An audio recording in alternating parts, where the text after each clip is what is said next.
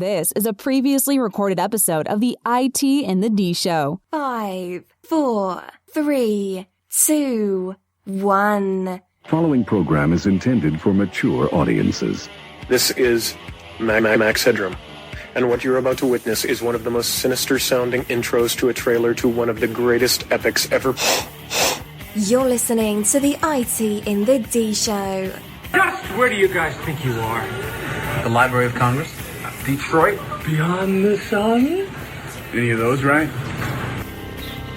Take him to Detroit. No! No, not Detroit! No! No, please! Anything but that! No! I used to hang out at the Magumbo Bar. It was a rough place, the seediest dive on the wharf, populated with every reject and cutthroat from Bombay to Calcutta. It's worse than Detroit. You will never find the more wretched hive of scum and villainy. Then don't come! Shut up! I dig you IT geeks.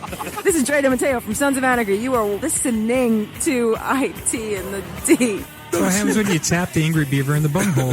Exactly. Come on. Someone tries. What the hell with this? I'm calling a break. We'll come back to the show. Hi, this is Ralph Macchio, and you're listening to IT in the D Show. Wax on, you know what.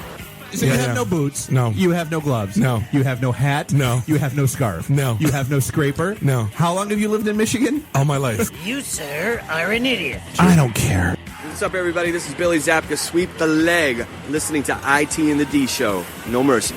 I may have to wipe the geek off. Hi, this is Martin Cove, John Kreese from the Karate Kid movie, and you're listening to IT in the D. Yes, Sensei! Are we at a break yet? Hi, I'm Ernie Hudson, and you're listening to IT and the D. All you nerds out there. Nerds? Nerds. Nerds! What is a nerd? I'm a nerd, and I'm pretty proud of it. This is Scott Steiner, Big Pump Pump. IT and the D Show is your hookup. Holler if you hear me. You're in your underwear, I'm in my underwear. Hey, let's hang out. No, I'm sorry, honey. I have a headache. I definitely want to see Bob in his underwear. That's a fact. Hello, everybody. This is Ming Chen from AMC's Comic Book Men. I'm a techie. I'm a nerd, fellow podcaster. My favorite podcast is IT and the D. I can't say no, and I don't really want to. Well, especially with the back doors open. It's just too big. It's way too big. Really? Should we talk about this? Tag team it. Should I keep going or should I stop? We just lost our clean tag on iTunes. This is Robert Hayes, a tit striker to my mother. When I'm not hanging out at the Magumbo Bar, I'm listening to the IT and the D Show. It's worse than Detroit.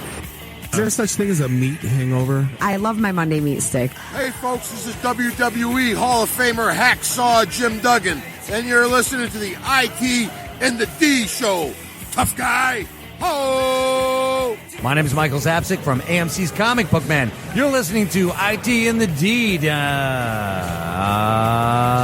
Comics. So, what would you little maniacs like to do first? The question isn't what are we going to do, the question is what aren't we going to do. Ludicrous speed! Sir, had you better buckle up?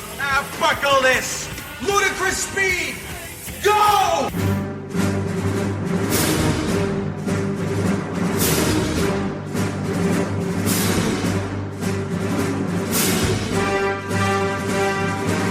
Live from Podcast Detroit, we braved through Snowmageddon, and we actually got here in one piece. This is the IT and the D Show. It's Monday, December 28th. Happy holidays to everybody. This is episode 124. Whatever it is you celebrate, Happy that. Mm-hmm. Indeed. We're sitting here in beautiful, snowy, icy, wet Ferndale, Michigan. This is Bob the Sales Guy, always here with Dave the Geek. Nuri the FNG is in the house. Find us online, itandthed.com. Give us a like on the Facebook. Give us a follow on the Twitters. Find us on the Instagrams. Get us on SoundCloud. We're getting reviews. What? On iTunes. Stop talking. We're up to 26. Ooh! The shameless begging is working. My mom actually left one. Good on thanks, Mom. Thanks, Mom. Yeah. But do us a favor. Neri, what's the FNG stand for? It's this thing, Mom. Don't worry about it. Let me get such a VCR. It's the friendly new guy. Get such a VCR. But do us a favor. If you are on an iOS device, leave us a review on iTunes. We would greatly appreciate it. We've never really pushed it before. But Apple is real weird about and finicky about it. And You don't get new and noteworthy unless you have reviews, whatever their algorithm is.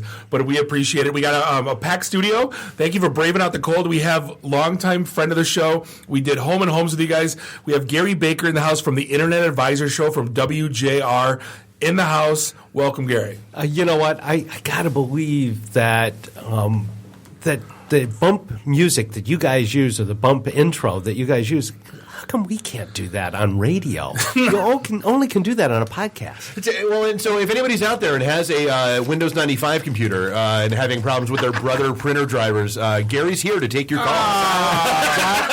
If you're having trouble with dial-up, I can do that. So I reinstalled from 5 1/4 floppy, and it's still not working. Can you help me with this, please? Absolutely. You just call in. We'll try to answer all of your questions. With that smooth and relaxing voice, too. Okay, It's so good. Thanks for braving the ice and hanging out with us. We're going to spend the whole second segment with Gary.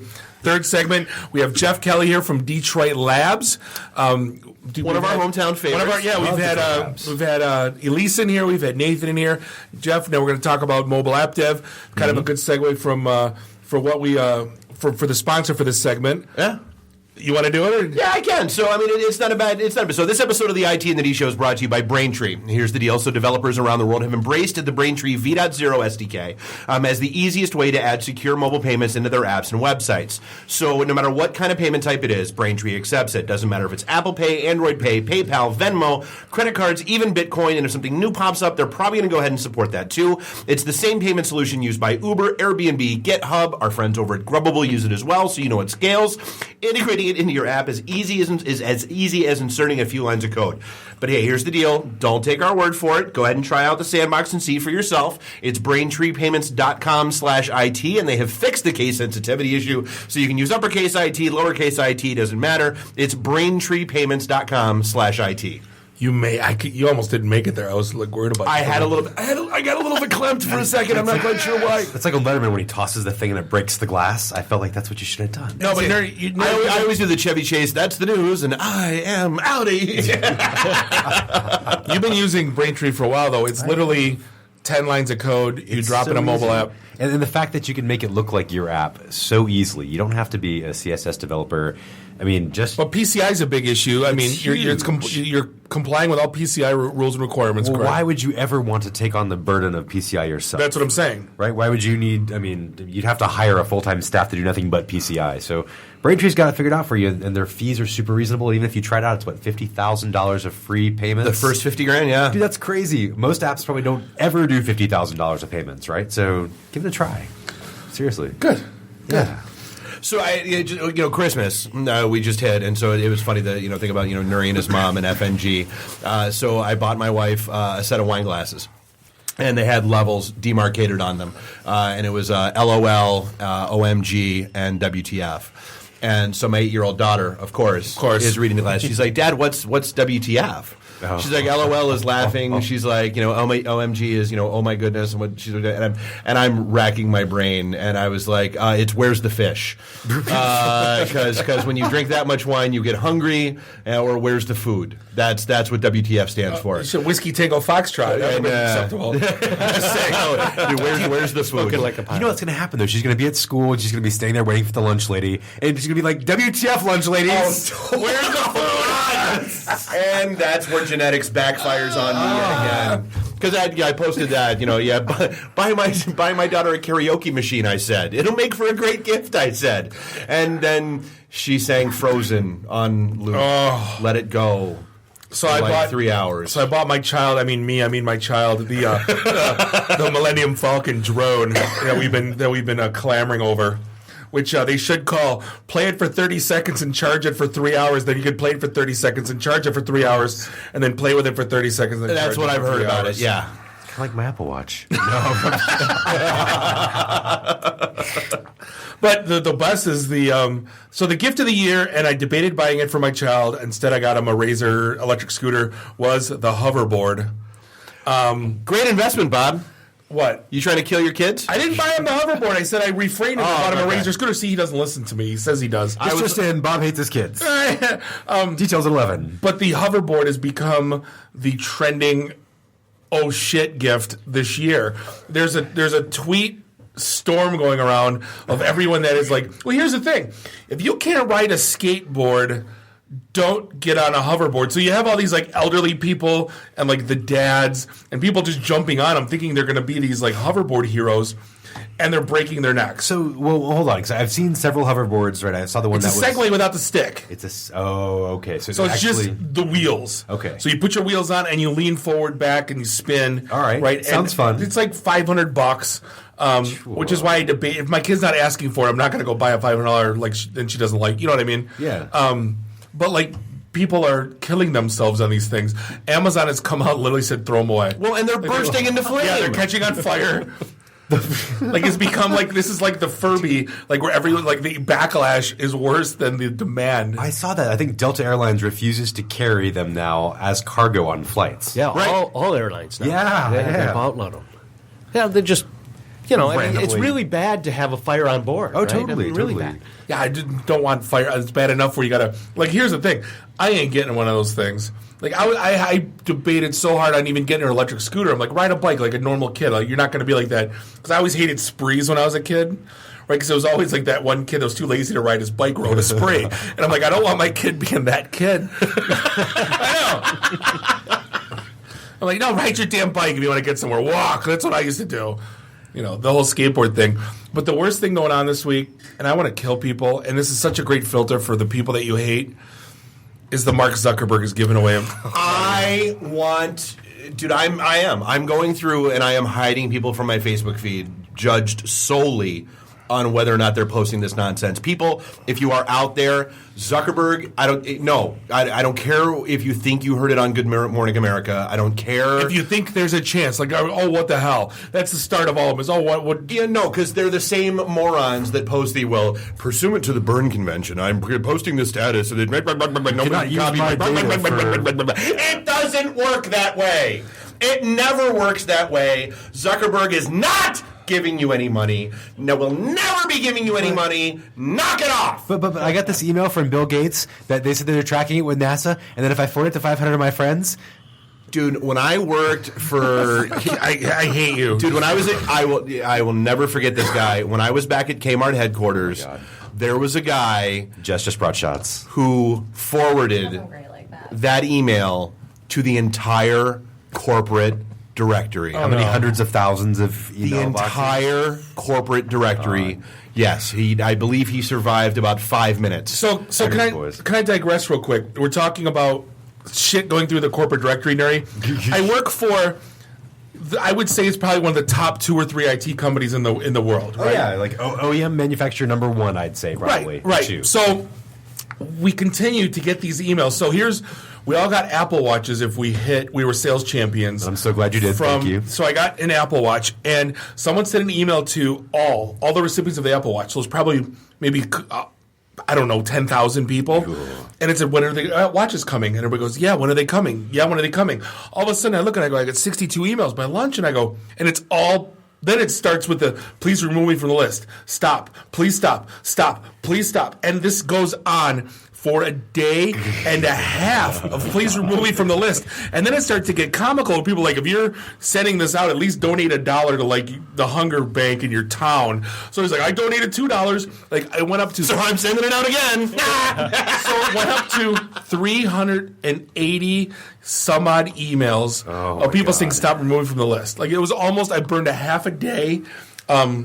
End of the year, cheers. Cheers. Yeah, cheers, happy New Year. So literally burned a half a day just deleting these. One of them was my peer in New York, and I'm like, don't be like you're not going to reply to all and tell people to not reply to all. Like, does this go on in other businesses or just mine? It does. No, I was at T-Mobile. HP had happened so many times that it was laughable. And we were at T-Mobile, and you got to think that T-Mobile, a lot of their population of retail sales reps, customer service agents, things like that, all of them had email. And so I remember I was in San Diego one day, and all of a sudden my phone starts vibrating.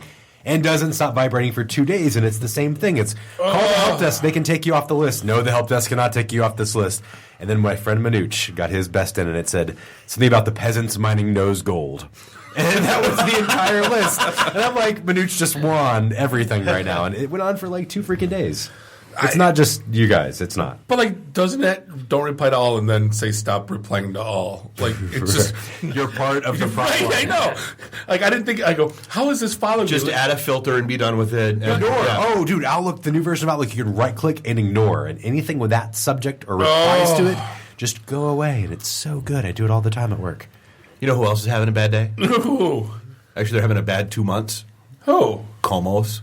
Oh, which won't matter to a whole lot of people, right? Outside of the area. But, nobody cares. Little pizza joint here in the area. They lost their liquor license 3 days ago, right before Christmas. 3 blocks from here, and because apparently they served a minor, and my favorite part of the story was that allegedly the waiter checked the guy's ID, gave it back to him, and still served him anyway, and like that wasn't bad enough. Then Como's apparently allegedly bounced the check, paying the fine. Dave, no longer allegedly if they had to pay a fine? Allegedly. Dave, let me let you in on something. They never look at the license, and I'll tell you the exact reason why.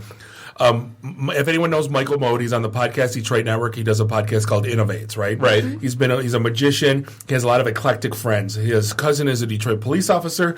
Let's say he's got a license of someone that looks like Wesley Snipes, and he is. He's whiter and blonder than you, and he used that license for years at every nightclub in town, and no one said a word, and it had a hole punch in it, which makes it invalid. It's just like a state, and he used that to get into bars from like age 24 to like 28 and 29 until he finally someone's like, "That's not you." He's like, "No shit." You're the 1,000th customer. Yeah, but I mean, I'm talking years he got into bars. But there's a few articles that came out that turned my world upside down. I wouldn't consider us in the industry when you talk about podcasting or this business, right? And when things come out, we got mentioned in one. We do. We got mentioned. What a cool list! That was so cool. CBS Detroit podcast. People like you. Oh, but I don't consider, like you're saying, So what do you know? I'm a podcaster. No, we do a show and we have fun. But like when we find out things like PewDiePie made $12 million last year. He made more than like every pitcher on the Tigers except for Verlander. Million. For going 12 million. Who is PewDiePie? PewDiePie. He's the guy that started the whole. He doesn't actually do things. He comments on other people doing things. Oh my god! I want to do that. Sits around and Get plays paid for it. video games. And he plays, right? so he plays video games and he records it. Are you talking about Neil? I'm just kidding. I totally got 500 gold off this corpse. Yeah, that's so awesome. PewDiePie at $12 million off YouTube last Dave, year. on top of that, so we have his little podcast network, and he asked me what it's worth, and I'd be like, like $50-$60, right? Like Gimlet, a couple of bottles of Jaeger and it's yours. Right. How much the fridge worth out there? But like Gimlet Media is worth $100 million. $100 million. And they do. And they got what, 6 shows? I think they have a dozen. Yeah. But like. I got nothing. Like we're doing it wrong. No, it's not that we're doing it wrong, but it's you're doing it right. How many shows you got? 30? 30. We got 30 on Podcast Detroit right now. Yeah. And what's not to like about that? Right? No, it's all about. We're not valued at $100 million. Just declare you are. We need better PR. That's what we need. You guys aren't even a year old. What are you, like 6? Not even 6 months? No, 4 months. Did you make a Wikipedia page? Okay, you guys are fetuses. They've got their own Wikipedia page. Why can't we have a Wikipedia page? I was just thinking about having a Wikipedia page. That's how we get valuations, is Wikipedia pages. I told Dave I'm going to start pitching VC, not to raise funds, but just to because no one knows who the hell we are. I like it. Did you get a call from this Podcast Detroit guys? Yeah, I totally did. Have you heard of them? Yeah, I think I did. I think they got a Wikipedia page. Bang, and you're in. Right, got a Wikipedia page. That's it. And they were on the CBS report for top podcasts in Detroit. Like, bam. Question mark, profit. And they're number 1. Done. And the best quote of the week, Neri, you shot this out, and it broke my heart. And this is the greatest quote. I think I want a bumper sticker. I want to make T-shirts.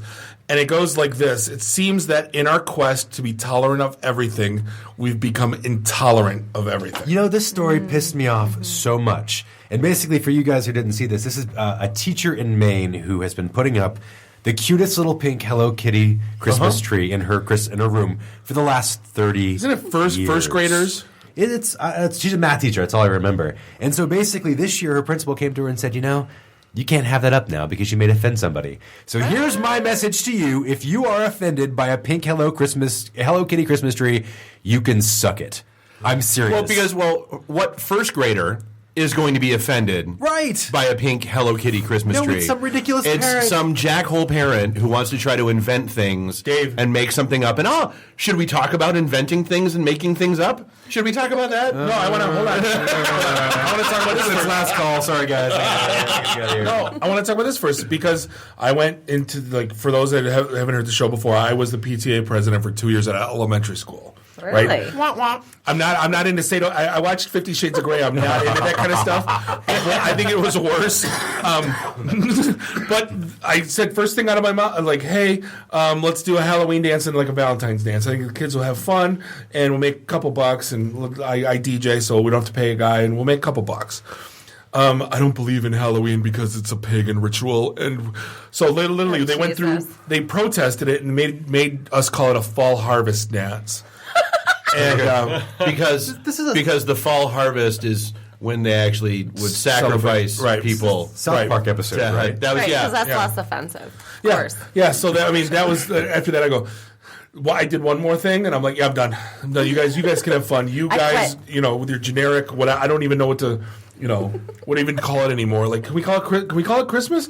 Like, we got to the point, Dave, where we're like happy that because whatever it is you celebrate, have Merry Christmas Kwanzaa, whatever. And whatever. And I have friends of going downhill when they said Xmas, right? That was the start of it all. But that's a Greek thing that's proper. If you say Xmas, did you know this? No, because X is Christos. Correct. It's a Greek thing. It's proper. And then they took our holiday cups from Starbucks. What's next? And then they started slinging hole in their throats. Blood dripping everywhere. On the cookies.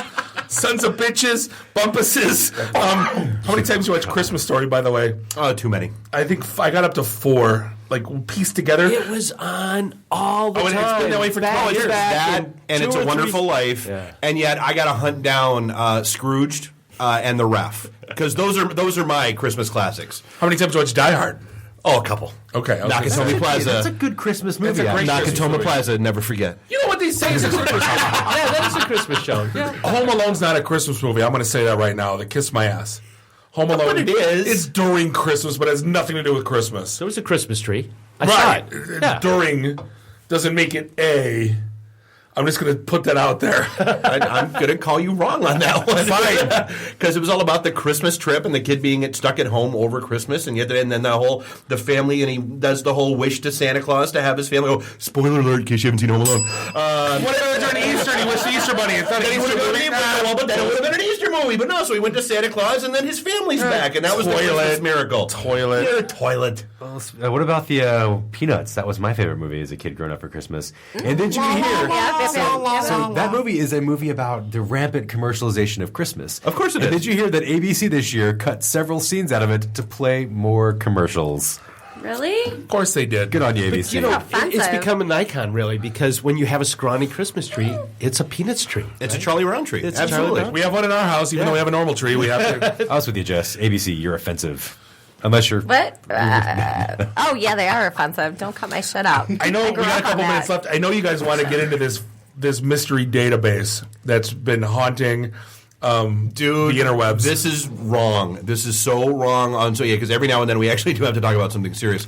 But why? You understand. So there's a database of like over 100 million full identities, and it's like a voter registration database, and it's just out there on the open internet. Still, as of right now, you can hit it and grab it and pull the whole database down of names, addresses, SSNs, where you registered to vote, date of birth, voting records for the last 20 years. SSN, I don't think so. No SSN, no SSN. No. That's not so, okay. But that's not. I mean, that's not anywhere near as egregious as the Ashley Madison Oh my God! Some people are just as ashamed as Well, voting. Ashley Madison just showed who you wanted to screw. The voter database shows who you've let screw us. Oh, is that for the last 20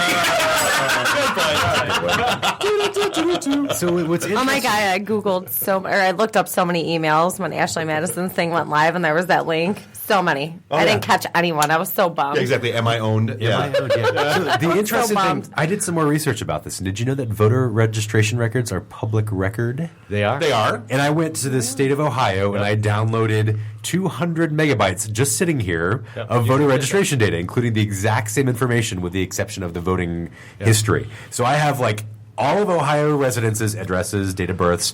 So basically, this So is... then what the hell was Bernie Sanders bitching about? This is scary shit, though. That He doesn't know how to use a computer. He's my dad's age. You can read all out. Look at a little razor. I mean, He doesn't, come on. he doesn't have an intern that can pull that crap for him? Hell no. He doesn't know what it would say anyway. That's just easier, though. I mean, you go to 411, you get the same information. You just have to do it one at a time. But just think of the criminally exploitable information out there, right? So I've got your date of birth and I've got your address. I call up your cable company. Now I've got your date of birth, right? So now I can be you, and now I can get into your email, and then if I got that, now I can get into everything else you own. So it's like, it's freaky that this stuff is public record. But it is. It is. Like I said, I think, way more damaging is Ashley Madison. I don't know what's more shocking, Mary, that you're a crummy Democrat. I'm kidding. Tell us that. Now, see, that might be interesting. Yeah. Did you vote in the Democratic or Republican? No, we talked about everybody moved to the other side anyway, right? Of course. If you were a Democrat, you always voted in the Republican primaries anyway. So. Exactly, just skew the vote. Why not? I voted like 5 times. often. I did. Yeah, absolutely. Yeah, 5 times. So you vote often. Yeah, so you live in Chicago. No, the whole Ashley Madison thing, we talked about that for months where they got like 40, 50,000 new users, all women, following it. I go, yeah, it's all the wives saying, shit, is my husband on here? I can't figure out how to use that email lookup site, but I can join and say I'm who's not local. married, so I just looked up like people I know, their email addresses, and I'm like, are you a cheating bastard or are you not? And no, I found no one. So Everybody was crazy. innocent. Oh, Or no. they just use different email I use a addresses different for email. that. Yeah. A smart person would use a different Hypothetically email speaking, address. one would Right, use, yeah. Right. So crazy people in the news. You want to talk about meth or farting? Actually, well, so We'll talk about both. Worst Christmas day ever. The idiot that Actually, took the girl out to watch the sunset and wound up walking off the cliff because he was staring at his Christmas? phone. That was Christmas Day. Hey, baby, you want to go catch some really cool sunset down by the beach? Walked off a cliff because he was staring at his phone. All right, so that's one. I've walked down a hallway So that's staring at my phone. But that's a Darwin Award. Oh, that's absolutely. Yeah, that's he was going to go. He was going to eat some bad banana or something. Something was going to happen. Okay, so that's one. Two, the two meth people. One I love. Well, so we got the first one, the lady in Florida. That got all cranked up on meth. Went to a Walmart, hopped on one of the little motorized scooters, and then drove around Walmart eating an entire rotisserie chicken that she just pulled off the shelf. I would do that sober. A bottle of wine. And some sushi. But isn't that the life, though? I would do all She that didn't take sober. anything out of the stores just so she didn't have to pay. Right. That was yeah. I got it. She thought she was in can pay Golden a Corral. checkout. But that's the life, though, right? That's all any of us should ever want is to be able to ride around Walmart and down the aisles. And But does Golden Corral have drinking scooters? wine? It's all and- stuff we thought about, we never did. The thing about if Golden Corral had scooters, it would probably be the most amazing place ever. Right? Yeah. And then hold on, a scooter with a toilet built into the seat. What movie is you that? don't have to anything. What's the movie Wall-E? That's Wall-E. Is what that is. That is totally it. Everyone's on motorized toilets. Hey, y'all, get some chicken. Have you ever been on a Segway? Right? Oh, yeah. Have you done? There's no way. First time I got on, I was over at the auto show in Frankfurt, and some guys had one there, and it's a Frankfurt auto show, so you're drinking a lot. Oh, right? That is the best kind of transportation that you could ever have while you're drunk, because you can't fall off. You lean one way, it compensates. You lean another way, it compensates. Gary, right? my center of gravity is like at my neck. Like They can't compensate as fast. I don't know. It's not happening. So the other meth guy. This is the best. Like This is the best. everyone This had is to, the UK. Everyone had to work one out every now and then. The UK covered it, but it was a story out of Oregon. So this guy gets all cranked up on meth. He he cranks one out in he a public proceeds place. to begin pleasuring himself Right. in a parking lot. So 15 cops come to make him stop, and he beats the shit. He beats them off while he's still beating off. Is that a good way to put it? He wouldn't stop. He fought off 15 cops In order to one keep hand? masturbating in public. One-handed. That's pretty he's badass. Like, One complete badass Jackie meth Channing addict. in one Not gonna hand. lie. I saw drunken master. I didn't see wanking master. I've seen ninjas do less damage. Is that a fighting technique? Like, I saw drunken master. I've never seen wanking master. Sword fighting on a labor. He saw some Is that Punching Tiger, Hidden Dragon, or what? And then Apparently, meth makes you a badass and, you know, And able to lose teeth and All the Portland cops are just that doughy. That's And the one story that made my wife a saint, and many people that I know a saint, is she was arrested for assault because her man friend wouldn't stop farting in bed, and so she hit him with pepper spray. So she pepper sprayed him to leave, and I'm like, I sent my wife this text. I sent my wife the article, and I go, I just want to thank you, babe. I appreciate you for never pepper spraying me while I've apparently probably pepper sprayed you from my ass. But, like, she got arrested. Like, she called 911, too. It's her who called 911 because apparently he was like, stop kicking me, stop punching me, and tried to physically restrain her. And this pissed her off even more, and then the cops came, and then she went to jail for aggravated assault. Wow. Has she ever heard of air freshener? I had an ex that used to love to try and Dutch oven me, and his farts smelled like rotten broccoli. So I would chase him around with an air freshener can and spray his ass. Like, you don't pepper spray people, you air freshener Or you make them sleep on the them. freaking couch. Make them sleep on the couch. Yeah. It doesn't matter. You would have snuck in still. My They sleep. get Febreze for Christmas. Dutch They get oven and nothing woke else. me up as a surprise. All right, hey, we're going to Didn't they have that activated charcoal underwear we talked about a year ago? Remember that? Buy them for Christmas.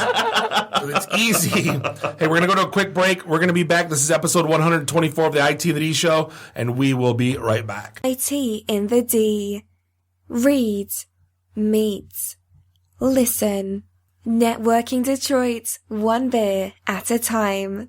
Hey, this is John Snyder from Nip Tuck Smallville, the haves and the have-nots. Oh, Dr. Quinn, Hot in Cleveland, Secret Life of the American Teenager, and just about everything you can possibly imagine. And oh yeah, the Dukes of Hazzard. You're listening to Bob and Dave. It's the IT in the D Show. ITinthed.com. This is a previously recorded episode of the IT and the D Show.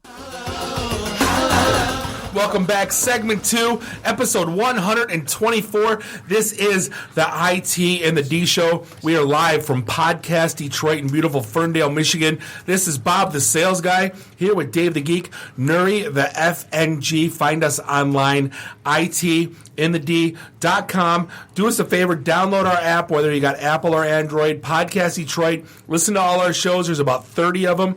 Mark your calendars, our meetup. We got the whole year plotted out. We're going to be the 21st of January. We're going to be at the Firebird Tavern over on Monroe Street, right across from the Five Guys and Old Shillelagh in Greektown. Upstairs, always a good time. All IT people, no idiots. No insurance guys, no manager 401k guys. Nope. No, we've spent 15 years now kicking them out. So. No Aflac. But yeah, we got the meetups online. If you go to the itandtheD.com/meet. Meet. It's M-E-E-T. Not M-E-A-t. We still don't have the meat sticks yet. We're working on that. We do. We have the logo. Right. We're private label branding meat sticks. We're going for that in 2016. It's one of my goals. Sell meat. Well, it's and then we're going to open the bar called Resolutions. It's going to have workout equipment for the first month of the year, and then it'll just be a bar after that. You got to go the whole month? Yeah, why even have workout equipment? It's your first day. Just go into this room and then here, find the here's the sausage and the beer. Exactly. So we got Gary Baker in the house. Gary has been a longtime friend of ours. We did a home and home with him, and actually admits to it. Exactly. I do admit to it. It's been fun. We have you guys on the show. Yeah. We do the show on WJR. We have to conform to a whole lot of rules you guys don't need to conform to. Precisely. Delightful beer you're drinking over there. So Gary's I like been the beer. I couldn't do that. Yeah. Gary's been one of the. I couldn't admit that on the air. Right. Of course. Gary's been one of the co-hosts of the Internet Advisor Show on WJR 760 for, is it 18 years now? 18 years. It'll be 18 years in February 7th. Good God. Yeah, it's hard to believe. It's hard to believe I did anything for that long. Right. How long's your first marriage? No, I'm just kidding. Not that long. But one of the things when I was talking to you in the I don't want to call it a green, whatever, in the room before we started the show is kind of it wasn't green. 18, yeah, exactly. 18 years ago. No green rooms are ever green. Have you noticed that? Yeah, I don't care if it's like I've been on Fox, NBC. There's never a green room. I actually did WXYZ TV, Channel 7 Action News for 2 years every week. There's no green room. No, there isn't. There's a room, but it's never green. Yeah, and they finally you go into makeup and they kind of go, just go on. There's no help. There's no hope. Just go on. There's only so much we can do. That's right. Yeah, it's when nobody's watching anyway. It's okay. When Dave had to go on Flashpoint with Devin Skillian, that was like, this is a green room. It's like a couch. It's just like ours with no kegerator. Nowhere near as much fun as yours. We have a better green room. Absolutely, better than I've ever seen anywhere. There were no snacks or anything, or were there snacks? No, nothing. Oh my God, what has the industry become? There's a monitor, so you know when to go out. They brought bottled water. No, did you ever see the baby bottled water? It's like 6 ounces. It's like, why bother bottling and packaging this? Yeah. But one of the things I said is, God, how has IT evolved, or what was the conversations like 18 years ago versus obviously we know what they're like now, but I can't imagine what those questions or what those. I have to tell you, it was really fun. A few weeks ago, somebody sent us a YouTube video of just audio, actually YouTube audio, and it was modem initialization strings, right? The screeching and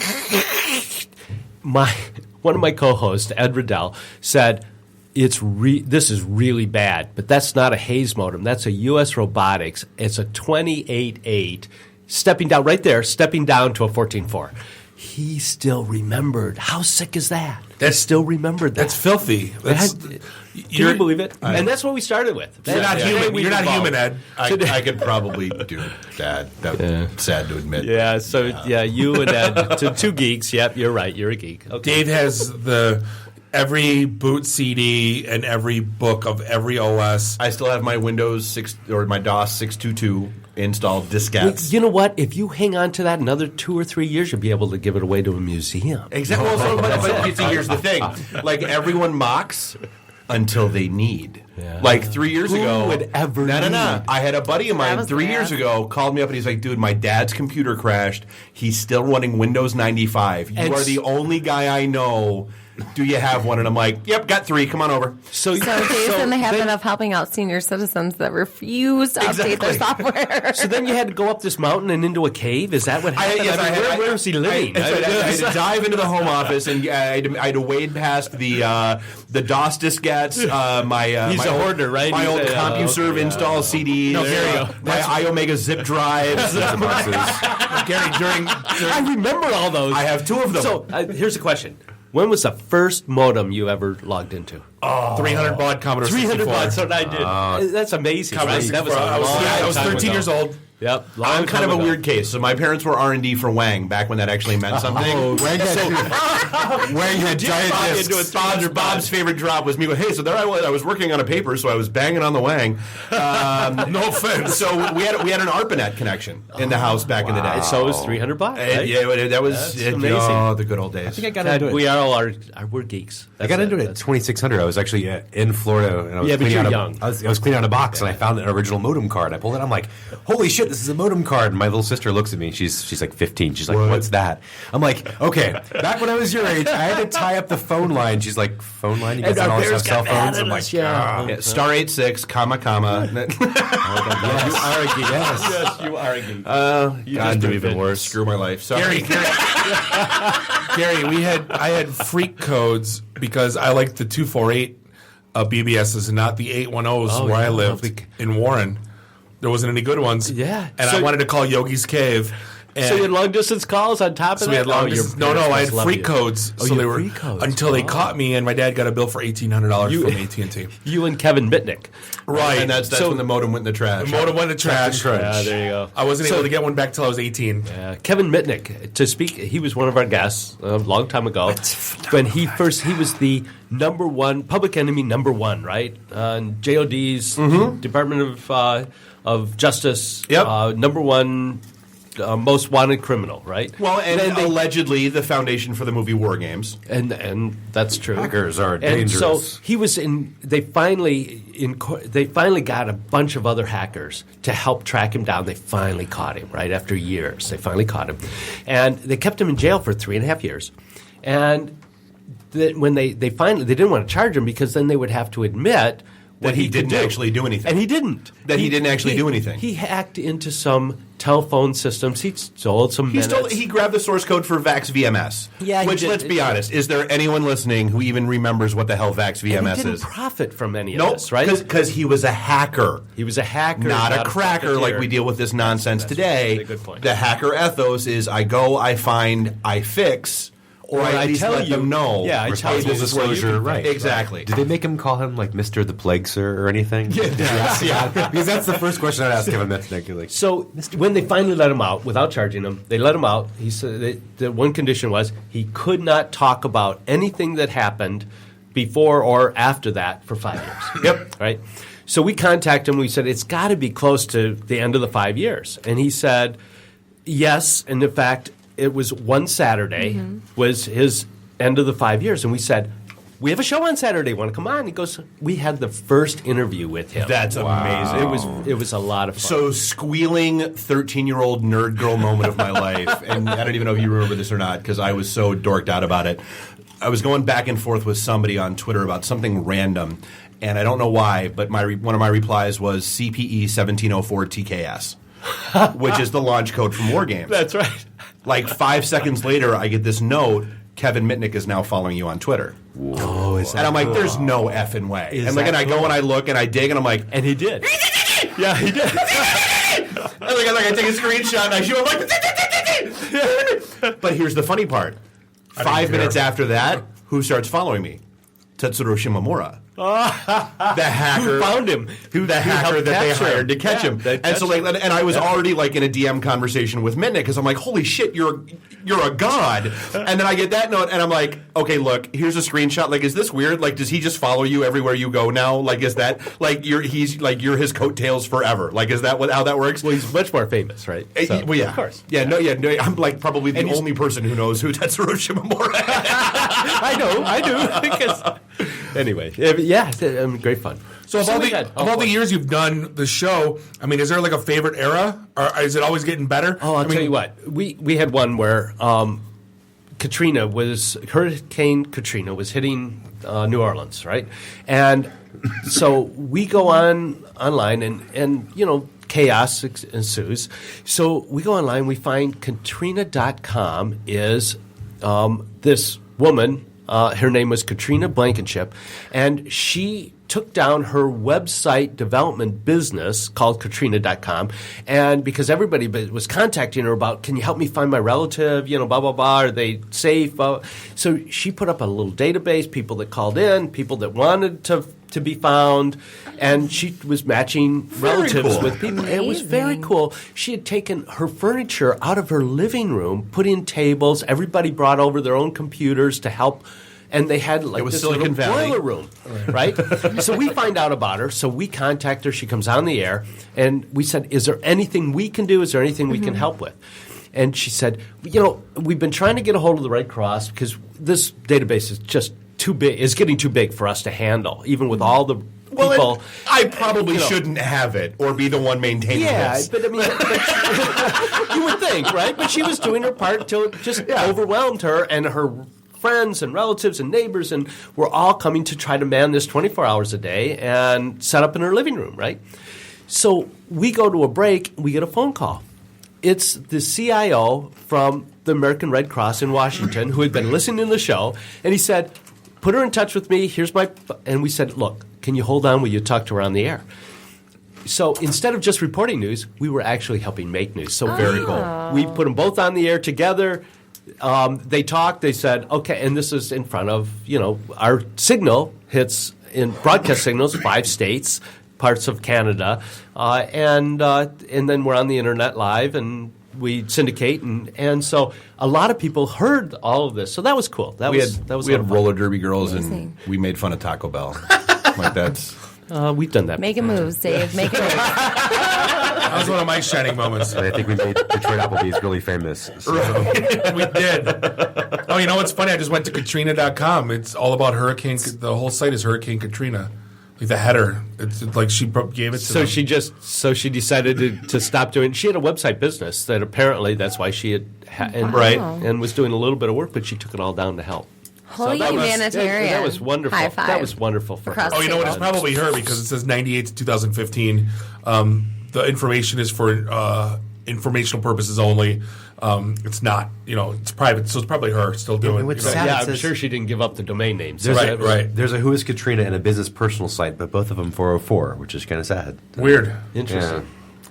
So another great one that we had was right after the New York Times broke the story about Stuxnet. Right, Stuxnet was the virus that was somehow got into the Iranian nuclear reactor facility and got into the centrifuge motors and sped them up and slowed them down, sped them up, slowed them down until they flew apart, broke apart. Right, So we actually did physical damage with this virus. Right, and there's some new things going on right now that we might talk about, the Equation Group and some other things that Kaspersky found. Kaspersky Lab is a Russian, very, very well-known, very highly respected cybersecurity event. Yes, still. Oh, absolutely. Oh, they had a big. Didn't they have a big? They themselves were hacked. Right.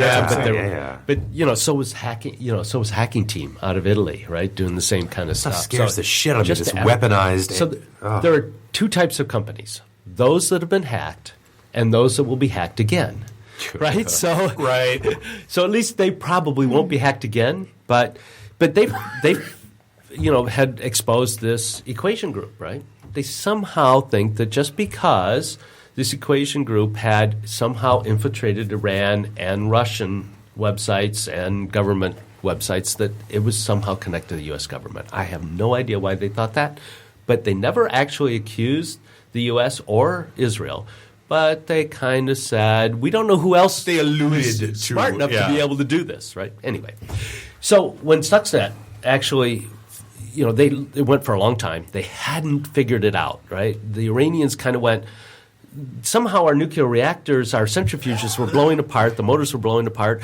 We don't know why. Finally, they figured out it was a virus. So then they blamed Israel and the U.S. Well, of course, we all deny it. New York Times comes out with an expose, right, 4 or 5 pages, and it was on this date in the situational room in the basement of the White House. So and so is present. So and so is present. This is what the conversation was. It was amazingly detailed. So we contact General Mike Hayden, who is the director of the CIA at that time. He's since, and at the time we contacted him, had been retired, and we said, "Would you come on?" And he said, "Sure." So he came on the air. Wow. Those people don't take our phone calls. We had to get big fart jokes for an hour solid last week. Joining your freaking show. So Richard Steenan, who is a wonderful cybersecurity resource and has written a number of books and whatnot, right here in Detroit. I mean, an amazing resource. Was all over the country. Actually, I contacted Richard and I said, I'd like to bring Mike Hayden on. And he said, the general's sleeping right now. We're both in Australia, and it's 24 hours different. Right. Then did you ask him which way the toilets flush? So I didn't ask that. I said, can I call you back in a few hours? Right. So we called back, and I said, can I talk to General Hayden? Of course. So we talked to General Hayden. He said, sure, I'll be back in the States by that time. I'll be happy to come on. So he came on, and he said, I cannot confirm, nor will I deny that it was the U.S. that was behind Stuxnet. But if we were behind Stuxnet, we would have been worried about these 3 things. And we would have had to try to get the virus into this airlock facility. We would have done it in a couple different ways. Here are two of the ways that we could have done it. Dropping USB keys. Of course, we can't. I can't confirm that we did it. But but hypothetically speaking. Yes, but and we spent a fair amount of time with him, obviously. We're going, can you believe he's saying this, right? This is wonderful. But basically what he said was, we liken this to the Manhattan Project because it introduced a new weapon into the world that we know will be trained against us at some point. Yeah. But we felt we had to do it. There was a good reason to do it. And if we had, I can't confirm that we did, but if we had done it, we would have thought that. Here's the rationalization for why we would have done it. Right. So I mean, so nobody's really denying it anymore. Like he said, I can't confirm nor will I deny. So nobody's really denying it, but it was probably the right thing at the time. But we now are starting to see some viruses that potentially could do physical damage. Before, it was only steal a little bit of information here, steal a little information there, but there are viruses. Look at what Anonymous just did, knocking out Turkey, for crying out. Yeah. They knocked out Turkey, and that's a great example. Yeah, that's it. You know, but who knows what Anonymous is? Is it? It could be. Conspiracy theories aside, it could be 14-year-old kid. It could be the CIA. Well, no one knows. It's probably neither. Right. But it's something in between. Probably a 20-year-old kid. But it's not. These guys are really smart to be able to do that. Well, then even in the and viruses and all the other stuff that Anonymous has done. The viruses are like air gap jumping now. They're using like ultra high frequencies emitted by PC speakers to transmit data very slowly between computers that are not connected to the network. And this shit scares the hell out of me because you could do everything right. Didn't they have that? Didn't they have that in Transformers? Wasn't that one of the? I don't. But that's Hollywood. This is real. Yeah, I know. You could do everything. Transformers are fake.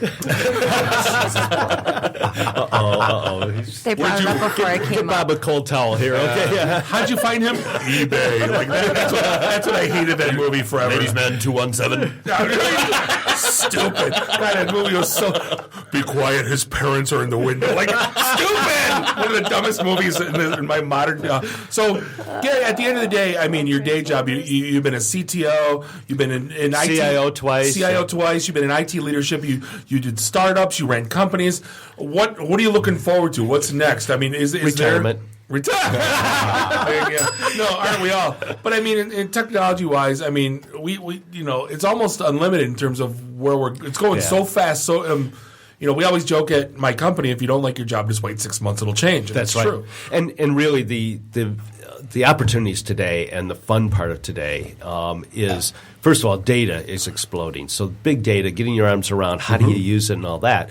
Even more important than that is cybersecurity. So because of here in Michigan, our governor is a nerd. I serve on the governor's cyber advisory council. We spun up the healthcare cyber security council. We spun up the financial industry cybersecurity council here in Michigan. Those are two. We're looking at a couple others, and the whole idea is we can group together as companies in certain sectors to try to help each other mitigate and protect us from the bad guys out there, and there are a lot of them. It's really interesting. My son, who is a senior now, he wants to go into cybersecurity, and don't ever let him watch Black Hat. You're not so even 20 minutes into he's kind of liking the white hat stuff, but he's intrigued by the black hat stuff too, right? Hey, just let you know, hackers do not look like Thor. I just want to point that out. Thank you. Or like Angelina Jolie. Yeah, no, they look like me. They look like you. That 375-pound you. That's awareness. And flip-flops. And they're really smart. And, right. So it's a great chess game, right, for some of these guys to say, you know what, how do I keep these guys out? We were talking, a company that I know had 42 million attempts from China in 1 week trying to get into their systems, right? The problem is we know how many they blocked. What if there were 42 million and one? Right. Right? It only takes one. Well, but at what point in time, something like from a security standpoint, because there was a company I worked at where we took this move, we wound up blocking the entire Asia Pac region. So I know. Well, we had no valid traffic from it. There were no customers there, so therefore, see ya. Go dark. Yeah, this particular company decided to just block China. Yeah, that's what we had to do. Isn't that what Trump said? Everybody made fun of him. Just turn off parts of the internet. Just turn it off. No, he said it stupid though. He said it so dumb though. Even I was like, no, you didn't say it right. Make America Groot again. I would totally. But if you don't have any legitimate reason to to do business with China, and this particular company didn't. Yeah. There's no valid incoming traffic, so they just blocked it. So, but don't the smart ones bounce anyway? Like they're not VPNs coming from virtual servers. So half the ones coming from China probably started in Russia. Right. Who knows? Right. But Yeah, I'm sure. It's a tech stop on the way. It's like halfway there. Well, so that's the thing. So I mean, it does. I mean, it's kind of like a car. If someone wants your car, they're gonna get your car. If they have to break your windows, they're gonna take your damn car. So, right? but what a move like that does is it stops the stupid ones. It stops the kids that have downloaded something off the internet that are trying to take the easy, that are just trying to run a brute force attack or something like that. You know, the easy shit. It's like putting a club in your car. Right. Yes. Yeah. Or you know, it's Find me someone that stole a car with a club in it. I've never. Well, it's like no, it's like you know, it's the ADT alarm sticker on your house, Yeah. even if you don't have an alarm. It'll deter the dumb ones. You know, and that's enough to keep you rolling for a while. Protected by Browning. That's right, protected by Smith and Wesson. Well, you have to run up to your closet. I'm already in your front door. Yeah, exactly. But you know, when you think about it, it's really difficult to keep anybody out today. And you know, you're looking on at some of the statistics, and they're talking about 25% of the companies will be hacked by 2020. 25%. They were putting the monetary values on those hacks, and they're obscene. And I don't see that as, you know, being in the industry like, oh, that hack cost them $25 million. So like, is that legit, or where does that come from? Doubling back to Mitnick, so I mean that was where that entire case fell apart and why they didn't charge them, because he grabbed the source code from Vax VMS and they tried to charge him with, you know, an overinflated theft of millions and millions and millions of dollars, and he never used it. But he never released it. Yeah, he never used it. So that's where that stuff falls apart. Is you can hyperinflate all you want. But then when it gets down to the nitty gritty, you're like, yeah, not so much. As a sales guy, that's the thing. Like, these breaches will cost you $60. And as a sales guy, I look at them and go, that's not right. Well, like, I'd love to say it in a sales call because you know. Well, what they do is they look at what you have to do to mitigate. And there are costs to mitigate. Oh, yeah, sure, it cost you $25 million to fix the holes you should have fixed in the first place. That's right. That's the problem, right? And so now some of the boards are getting smarter about it. Certainly executive officers are getting smarter about it. And they actually have to, because now they're losing their jobs and getting prosecuted over it. No kidding. Yeah, boy, does that wake you up fast. Right? But so they're starting to spend the money that they need to. It's unfortunate because it doesn't really add value.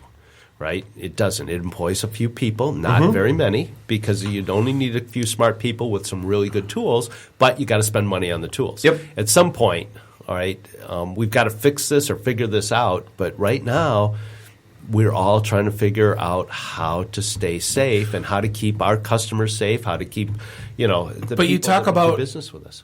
Yeah, you talk about, you know, the external, the hacks coming in from China. The worst ones are the ones coming through your receptionist's front door. Yeah, so internal. It's just a big I'm problem. emailing myself the spreadsheet to work on it at home. I mean, that's so most of us used what we call data loss prevention, right? DLP, and we know when you take something out. In fact, we know that certain people are surfing certain websites. It's remarkable why people still surf certain websites from their work computer. Dude, Guess what? We know. We see it. Last night, right? I dreamt that I was Don't looking at do porn it on my work because computer. somebody's going to knock on your door. Weirdest dream ever. Well, that's the thing. You don't want to be like what I've learned in corporate America is you don't want to be in the top 5 of anything or in the bottom 5 of anything. Yeah, that's right. Like, just don't be on that list. Like, oh my God, Bob, why are you using so much data on your cell phone? Like, you don't want to be on the top. Like, just make sure you're in the middle somewhere. Like, and again, you know, I always have either my phone or a tablet or a personal laptop. If you got to go on whatever xyz.com, don't do it on your oh my God, like. If you really got to watch porn during the day. Well, I sit there now. I've got my corporate laptop and I've got my Mac. You know, that's the point is we know, and somebody's going to come talk to you at your cube, ask you to come into a conference room. We're going to say, look, you're creating a hostile environment. And by the way, we'll pack up your stuff and send it home in a box. I mean, get smart, folks. There was a great story on Reddit that this guy said I just got written up at my work for going on Facebook during work hours, and this one, and he said, basically, he goes, I'm the social media manager here. I kind of have to, and he still got written up and got walked out and got 2 weeks with no pay.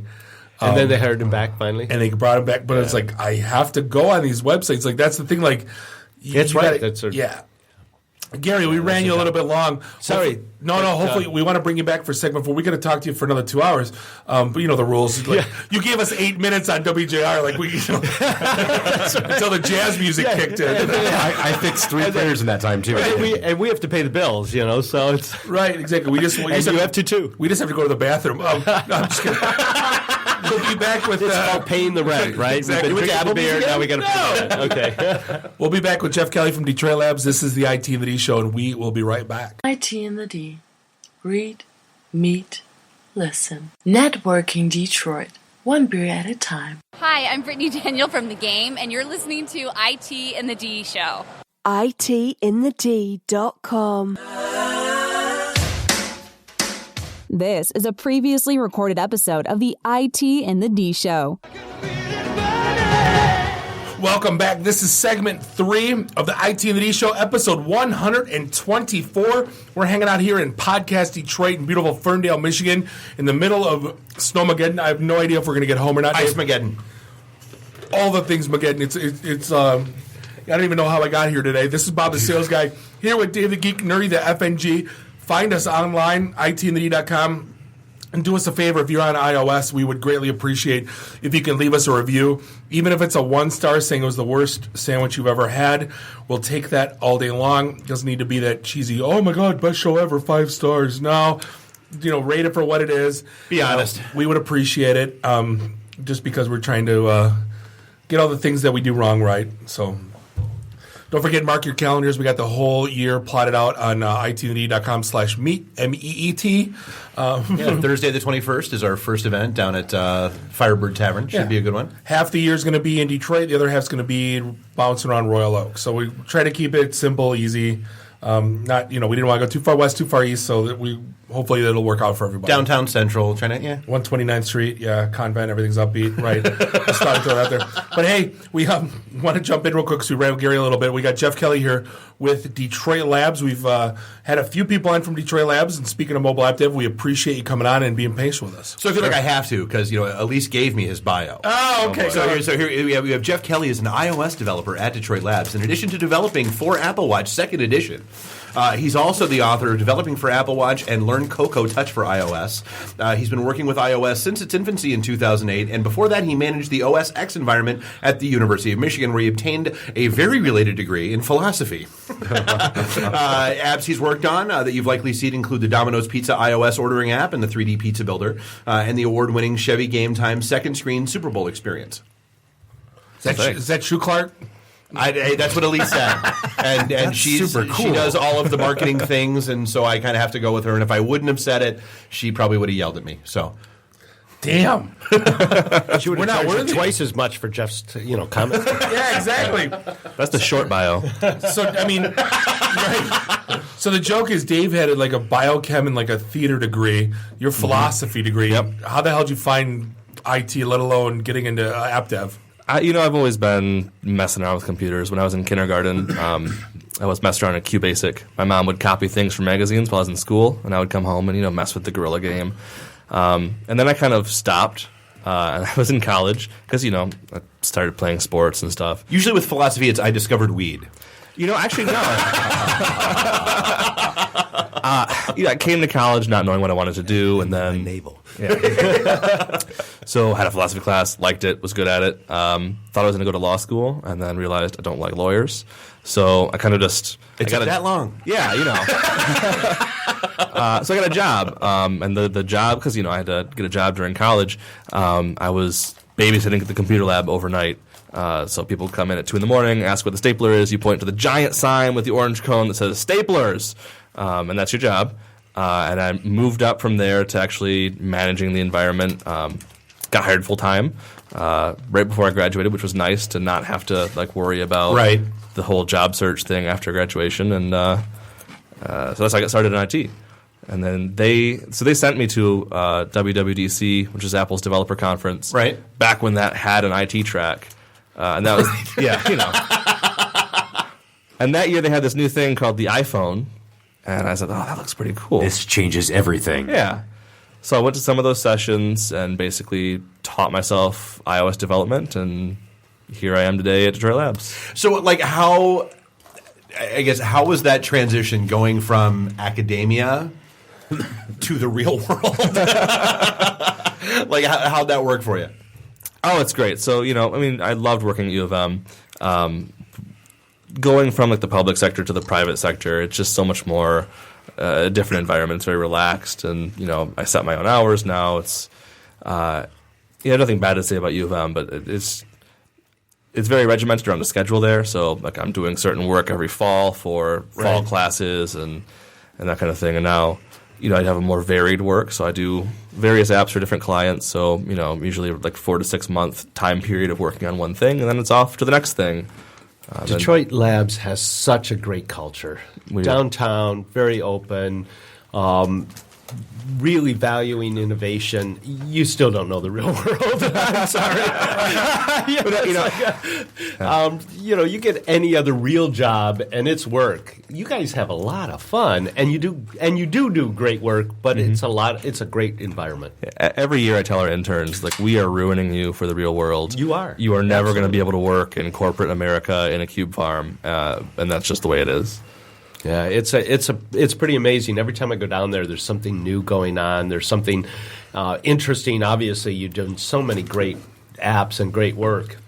The credits, are long, and you only worked on part of what Detroit Labs has really done. So, my hat's off to the whole company. I think that you created something that, people will leave and they'll start another company or two with the same kind of culture. I hope that continues. Thanks. So, I got a question for you. Coming from someone, I was on the fence when apps were breaking out, saying, apps is going to change everything. And I go, well, I thought just mobile-enabled web would be sufficient. And obviously I was right and wrong, mostly wrong.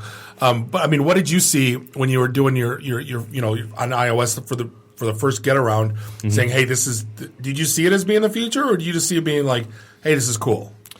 It was kind of a combination of this is cool and this is something I already basically know. So I came from a background knowing C and like knowing client-side programming. I hadn't really ever done any web development. So for me, it's always just been easier to do the client apps. Yeah, you're always doing native app. Yeah. So I just haven't really even had time to because iOS has just come on so strong, I haven't had time to sit back and should I learn Android? Should I learn web apps? Because there's always still stuff to be done on iOS apps. Well, that's the thing. I always have arguments with some friends, and he's like, apps are dead. And I go I'm not. Really? You're going to really drop that one on me? But we have great arguments with that conversation. And I'm like, there's no, but then on the other token, I have people building apps that are the exact same user experience as their mobile-enabled website. Mm-hmm. So I'm like, with the app, you got to bring something else to the table. What do you have that earns real estate on my phone? Which is hard to get these days. But so talk to me about, when he says apps are dead. Someone threw that at you, you'd probably laugh in their face. Then probably what would be the rebuttal? So people who say apps are dead are probably talking about trying to make money with an app, right? It's incredibly hard to make an app, put it in the store, sell it for a price, and actually make a decent income with it. So our idea for Crapper isn't going to work, where you rate bathrooms? I always... I'm being serious for a minute. It could. It's Yelp. Sounds like a shitty idea. Here's the thing. You make Crapper, you put all this work into it, you put it in the store, and then you're done. Right. No, you're not. That's the beginning. I like star until you change the font. Of course, yeah. Right? It's ridiculous crap you have to do with to keep the app going, right? Mm-hmm. Otherwise, it's going to just kind of wither and die like a cobweb, right? It's yeah. So if you make a barbecue sauce, I like this analogy for barbecue sauce, and you make it, you develop it, it tastes great label, and you finally get a store to start carrying it. That's not. You have to get people in the store to see your barbecue sauce and actually want to put it in their cart and buy it. So. Just making the app and not having a good marketing plan isn't enough. And the marketing plan needs to start before you even start writing the app. Because if Crapper is a good idea, you should know before you spend 6 months to a year writing it. Oh, we know it's a good idea. No, but in all seriousness, I look at what you guys did with Domino's, and I don't want to say it did what Uber did to the taxi industry, but it really changed how your brick and mortar food businesses went to market. Talk to me about, I mean, what was the vision behind the whole Domino's thing, and what you guys pulled off was, I don't want to say miraculous because I don't want to get you too big ahead here. No, I'm just kidding. Too late. But right.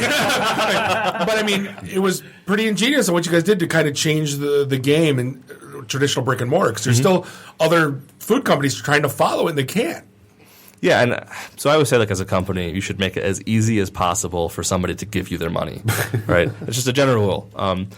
And Dude, you can now order pizza with emojis. Seriously, like any like barrier you put up in front of somebody to buying something, is just dumb. So, make a free app, make it as easy as possible to download and get in and order something without like a huge sign up form, and make it like a good experience so they want to come back and do it again. That's, just simple basic rules like that. Without 37 push notifications over the next 3 weeks and 47 emails saying, "Oh, absolutely, we want you back." Like, just leave me the hell alone. I'm hungry. I'll order. I know you there. I know you're there. Yeah, we were very sensitive to that. Like, anytime we wanted to add a new feature that would require a dialogue when the app starts to ask for permission for something, it's like every time you do that, some certain percentage of people are just like, never mind, and they'll hit the home button and go to your mobile website or go to your competitor's app and do whatever's easier. Yep. So let's talk about that real quick. Why do some of these, for the sake of a better word, shitty apps on my phone that I use sparingly, why do they need access to all the things? Like microphone, camera. GPS when you're not using it. Right. Like, is their goal just to own my information and then they're selling my information? What's the whole point? And then blackmailing you. It could be. Right. They could be generating analytics to try to learn more demographic information about their users. They could be selling that. They could be using an analytics platform that is selling it on their behalf, and they don't even know that they're helping these people harvest this data. Or it could be something simple, right? Like, they could have code in there for your profile screen, 37 clicks into the app where you can change your avatar and you can use your picture from your library. But they ask for that permission up front because, the way they wrote the app, or they want to take a video and now it's asking for microphone input because videos have sound.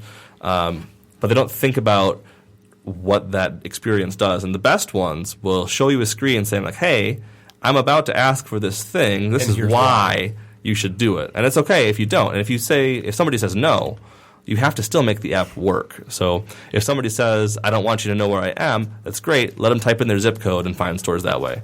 Yeah. I mean, look at what was the worst ones. We talked about these for years. Flappy Birds, why do they want my camera? Yeah, there's no need for any of that nonsense. Well, but then by the same token, there's the people that there is the flip side, that the people that freak out for no reason, like Messenger. Yeah. Everybody lost their minds when Messenger came out, when it actually asked for less permissions than the Facebook app itself did. So I mean, there is a balance there. Yeah, and then on the Android side, those permissions are listed out in the App Store page. Yep. So you get people who won't even download the app because it needs things, and it might be something simple as that, is like, we want to let you set your own profile picture, and that's why we need access to your photos. Yep. So Gary brought up an interesting point earlier about the culture, and we didn't really dive into that. I guess walk me through a day in Detroit Labs is to, like you said, you make your own hours. Great. Yeah. Over and above. And no pressure, but Elise is totally listening right now. Because she sent me the short version of your bio, which was he's a guy, he's got hair, and he wears T-shirts sometimes. That was the short version of your bio. That's true. Two truths and a lie. No, but in terms of the culture, I mean, who came up? I mean, did you not want to be that guy? Did you just want to create your own thing, or what? How did the culture get defined, and kind of what? Give me a day in the life. Yeah, so I mean, I've been at Detroit Labs pretty much since the beginning. I think now I was number 10 when I joined. I'm like number 5 or 6 now after some attrition. But we've had very long conversations internally about like what our culture is, what it should be, what it shouldn't be, and it all starts with like being completely transparent, and we like to say free of kings. So like, our CEO sits in the corner, just like everybody else, just like, open floor plan kind of thing. But every week we have a whole company meeting. We call our retro, like every 2 weeks now because we do other things. But anybody in the company can say, like, hey, we do this thing. Maybe we should try doing this other thing instead. Like even an intern who's been there 2 weeks. And we might shoot them down if it's a bad idea. But like everybody has that freedom to bring stuff up, and everybody's kind of given that permission. We're not a place where you have to like ask for permission before you work from home. Like if you need to work from home and you're not going to mess up anybody else's day, great. What an amazing concept. Yeah. Well, everybody looks at it, like, especially our age, Dave, is, oh, it's so.com. If you do anything outside, the beige cubes and the glass door offices for the bosses and the, you have a foosball table, or you're so.com. It's, but like, don't you want it to be fun to go to work? Like, there's an up and down. You spend a lot of time there. You should not have it suck. Right. Yeah.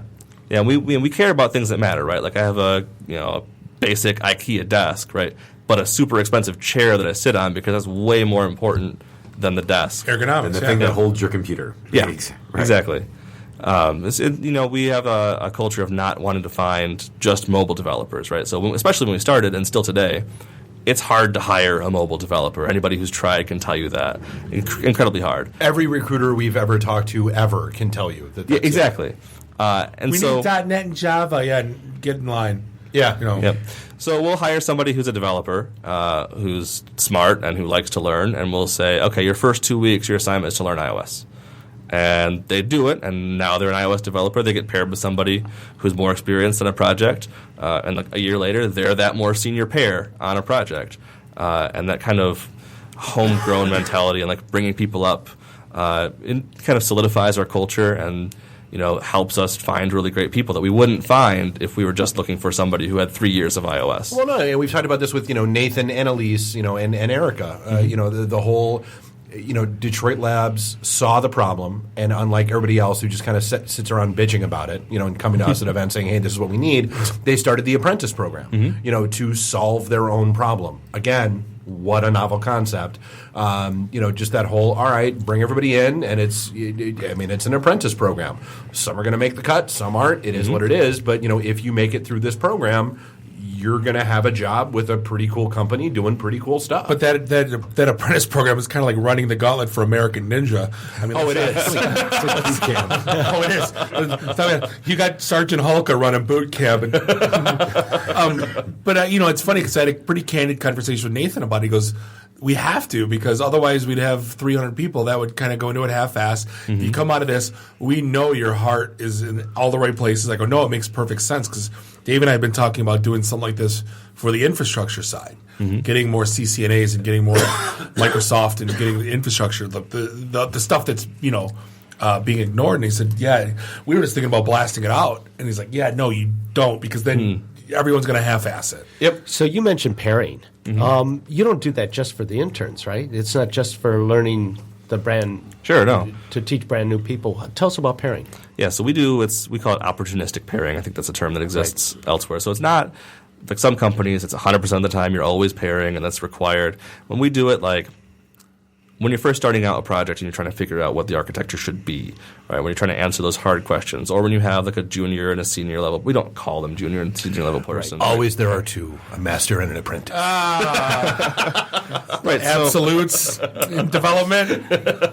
So when you do have two and one's better than the other, who gets to be on the keyboard? Both. So we trade back and forth. Both. So okay. One person will write a failing test, or write something that needs a method to be written. The other person will take over, and you're always talking and having a conversation about it. But it's you trade back and forth. What I do at my desk is I have 2 monitors that are mirrored, and then 2 sets of mice and keyboard. So it's not like you're physically sharing back and forth, but you can always just jump in and do something. So, and I was CIO at Gale, and we created an agile development and really test-driven development, the whole thing. And people were spending all their time in meetings during the day and go home and code at night and on weekends, and we didn't think that was very healthy. It wasn't a good work-life balance.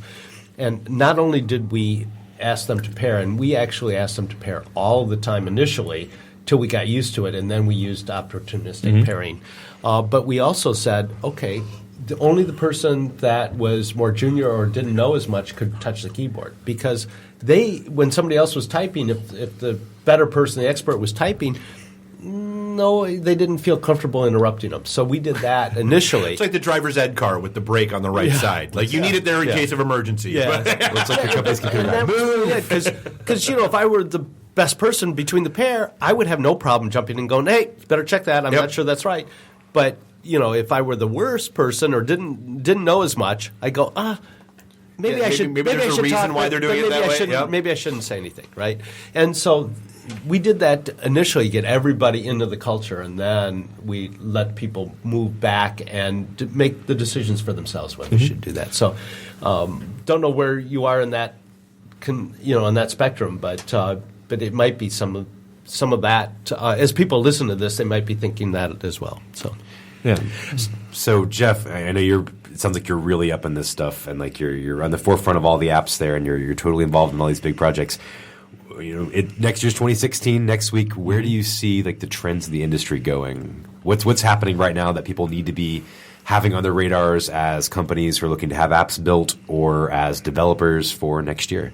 So one of the things that I'm seeing a lot of, especially in any kind of app where you can buy something, is if you don't support Apple Pay or Android Pay on Android, you're getting hammered in reviews. Really? Because I read a stat that said like 16% of people are using Apple Pay, and that's about it. Sure, but the people who are very vocal about it. Looks like we got a caller. Who we got on the air? Hi, guys. It's Erica. Hi, Erica. Yay. Hello. Are you calling in to check in on Jeff? I am. He's doing really well. He actually showed up. He did. He made it. What did I say, Erica? What did I say? I'm just calling to say hi because Jeff Kelly's the best. So I figured I'd call in tonight. I'm in Florida, and I missed you guys. I was going to say, all. aren't you on vacation and like at least 3/4 of the way in the bag by now? I am, but I don't miss you guys. Even when I'm on vacation. Take us with you. Take us with you. We need to get away from this ice. I'm going to take a picture of the weather outside. It's like 85 degrees here right now, I have to tell you. All of us up here hate you. And click. Yeah, hang up on it right now. Jeff, are they being nice to you? Mostly. Because Erica will beat us if we're not. So This is true. We're well aware. All right, well, hey, enjoy your vacation. I love you guys, and Merry Christmas and Happy New Year. You too. Enjoy your vacation. Christmas. We need to Thanks, figure out your next trip in here. All right, sounds good. I can't wait. All right, see you. Happy New Year, Erica. Bye, guys. Mwah. Erica Carlson, Detroit Labs. My question that I had for you is, okay, we talked about the transition from academia to the real world, or at least the pseudo real world of Detroit Labs. So then you made another transition to author. Sure, yeah. So what made you decide to write a book? Because like we've bounced one back and forth for 5 years now, 8, and it's like we're never happy with it, and we're never like it's never. There's always one more thing that we could add in. There one more revision. Like how that work out for you? So I started out having a blog, and I would just put random things on there. I don't really blog anymore because I write books. Right. And then I got cold emailed basically by somebody at A-Press wanting to get me to write my first book, and so okay, I'll do that. And then. So I wrote that book, and it was an interesting process. That was before I had kids, so I had a lot more time to write. It's amazing how that happens. Yeah, I'll tell you what. And you don't really write books for the money. Like, it's not a really big secret that tech books are not like, they don't make a ton of money. Yeah. Right? But what you do is you do it so that you can say, I wrote a tech book, right? Yep. So that when you're interviewing somewhere, you can talk about it when you're applying for jobs, that kind of thing. It leads to speaking engagements too, as well, right? Yeah, absolutely. Yeah. Well, it's another differentiator. Absolutely. Get on amazing podcasts like this one. So then, a little while later, I was friends with Chris Adamson, who wrote a book for the Pragmatic Bookshelf, and I did a tech review for it. And they asked him, do you know anybody who would like to write about Apple Watch? And he knew that I was doing Apple Watch stuff, and so it made sense. And as I was learning Apple Watch stuff, I just kind of wrote it down. And that was great because I had an excuse to learn Apple Watch stuff for the app I was working on at work, but also take that knowledge, refine it, make a book out of it, and bring that knowledge back into work to get better at writing watch apps. Because if you think you know something, try to write about it, and you'll find out how much you don't know about it. Yep. So and I guess that's and that's the other kind of like you throw an app out there and then that's just the start. You throw a book out there and it's out of date as soon as it's in print. Immediately. So I mean, how are you already working on another revision? Are you is that process ongoing for you as well? Yeah. So right now the second edition is it's in beta, which means that you can buy it now and it's not quite finished, and you'll get the final version when it's done. So basically I'll keep working, and when it's done, I'll make sure everything's good for the current version. And so far we've done one release for WatchOS 1, one release for WatchOS 2. So we'll see what happens with WatchOS 3, if there will be a third edition, or I can also just make an update to the book. Right. And that's the great thing about ebooks is you can issue an update and someone can download it and it's there. So the first book, they're all available on paper, but don't go buy the first one if you're listening to this because it's so horribly out of date. It's similar. Honesty is good. Don't listen to our first podcast. Our first 10. Right. Launch OS 7.1 and right. Mm-hmm. Yeah. I wrote the chapter for the first book about memory management, and I was super proud of this chapter. I thought I nailed it. I thought I explained it super well. And then 6 months later, Apple released this thing called ARC, Automatic Reference Counting, which does the memory management for you. And so nobody needs a ton of time, right? A ton of time. And unbelievable. And there goes that chapter. Yeah. So it's lost to the winds now. Hey, we're going to hop up on a quick break. DetroitLabs.com. How do they get a hold of you? If you got I saw you have a Twitter account. People have been hammering on you on Twitter during the show. If you want people to get a hold of you, how do they find you? Sure. On Twitter, I'm Slaunchaman, which is a handle I've had since 8th grade. So it's the letter S, launch a man. Nice. So that's the fast way to spell it. Right on. Yep. Using a catapult or a trebuchet. Sure. So and what are the books? They're ebooks. Available on Amazon, your usual outlets. So Amazon. I think they're on iBooks. So it's just developing for Apple Watch. Search for that. If you want the second edition, right now that's only available on pragprog.com. Okay. And I would recommend the second edition, just more up to date. Obviously. Awesome. All right, very cool. Jeff, appreciate the time. Thanks for having me. We're going to come back in segment 4. We got a lot to talk about. First thing, we're going to... More Star Wars. And we're going to talk about why Detroit has the most gigabit ISPs in the country. Whether you know it or not. Whether you know it or not, it's happening. This is the IT in the D Show, and we'll be right back. IT in the D. Read, meet, listen. Networking Detroit. One beer at a time. Hey guys, it's Time Hawk, Bruce Leroy from The Last Dragon. You're listening to the IT&D Show. ITinthed.com. This is a previously recorded episode of the IT in the D Show. Can't even believe you have that song in your repertoire, Dave. Good God Almighty! Can't believe you can still pronounce repertoire. Welcome back. I have not drank that much. Welcome back. This is episode 4, a short segment of the IT in the D Show, episode 124. We're hanging out in Podcast Detroit in beautiful Ferndale, Michigan. This is Bob the Sales Guy, always here with Dave the Geek, Nuri, the FNG. Find us online, itinthed.com, because we are IT in the D, and you still are not, nor shall you ever be. Good luck with that, Skippy. Yeah, we love you. Muy. We accept fan mail. Happy New Year. Yeah. We did get our first piece of hate mail, by the way. Well, it wasn't even for us. No, but it was for Podcast Detroit.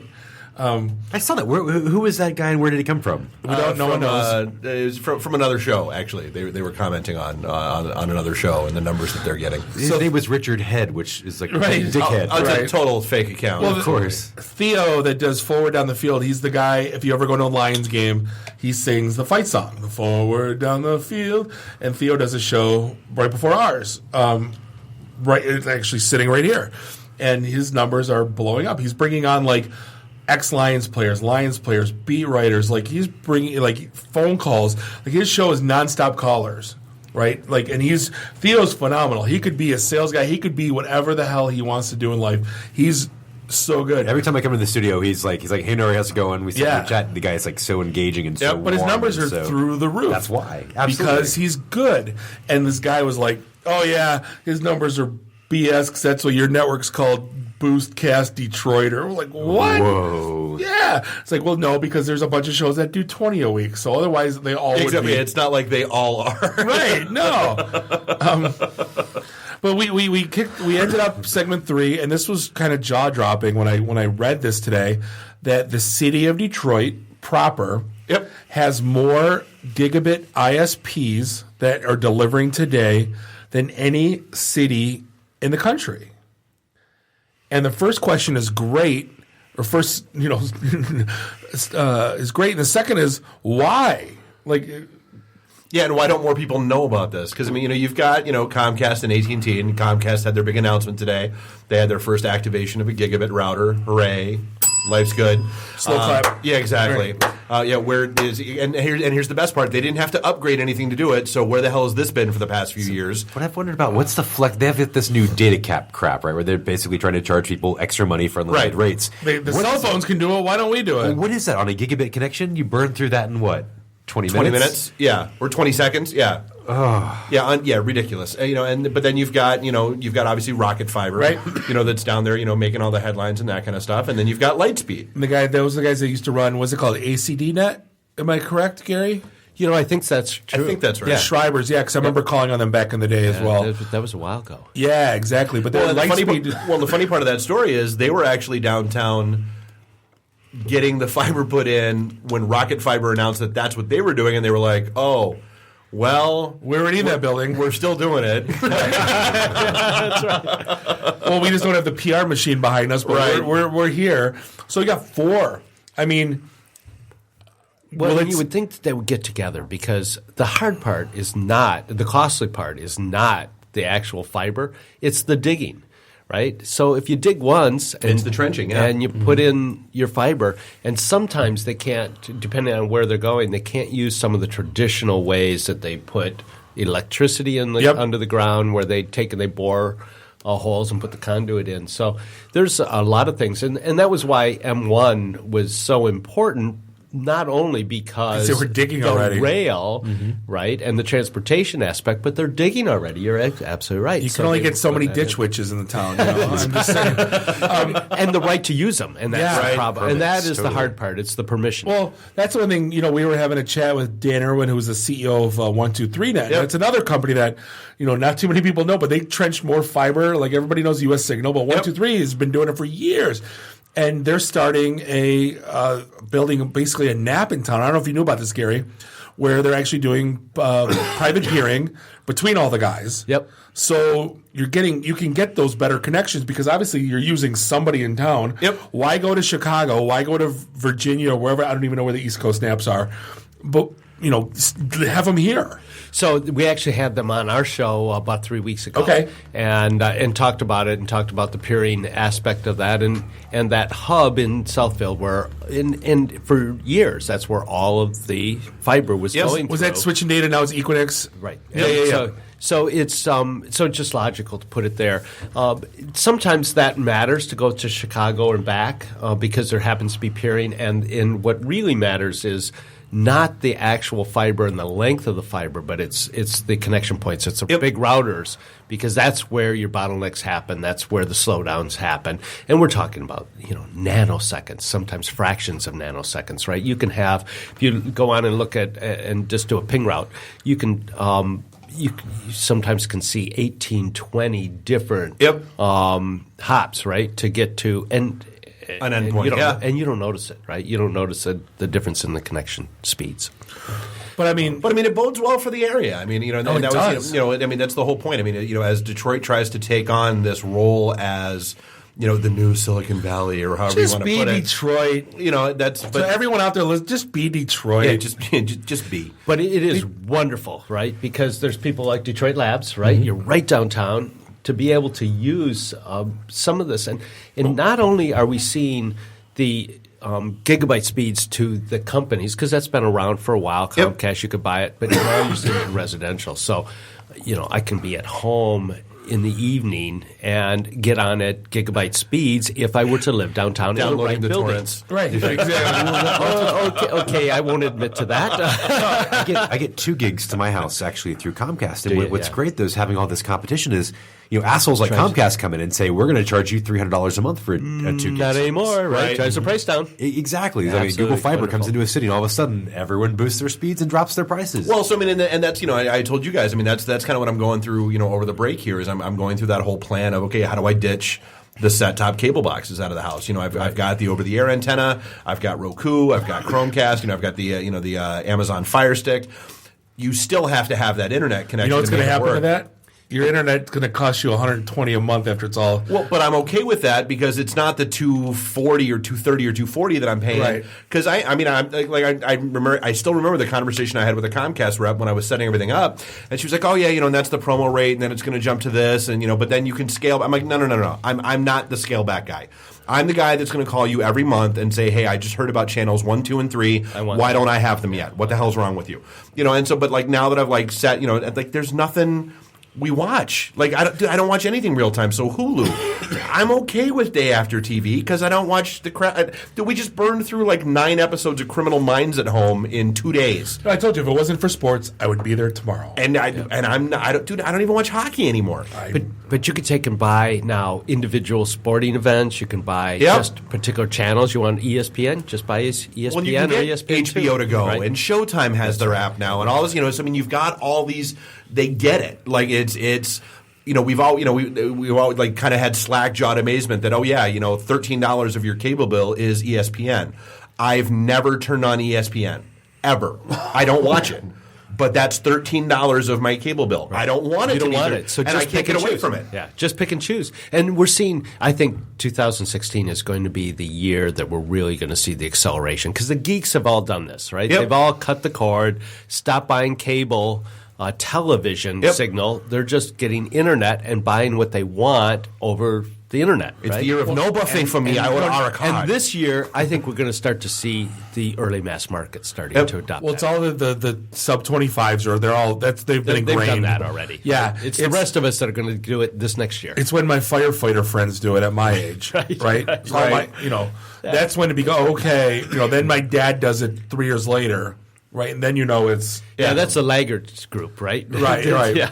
Oh, he's still so impressed with himself that he records. He's got streaming radio from Germany, and he burns CDs, and he takes them to the German club. Oh, he couldn't be more. He found this about like 8 years ago, and he's still like, I found another radio station. I made the CDs now, and they use them as euchre money, like when they do. Oh, it's a. Well, you're starting to see computers being built without USBs, right? There's no hard drive. There's no CD drives. Spinning drives. Yeah. There's no CD drives. Now there's no USB, and that's starting to come. And it's just Apple trying to be cheap.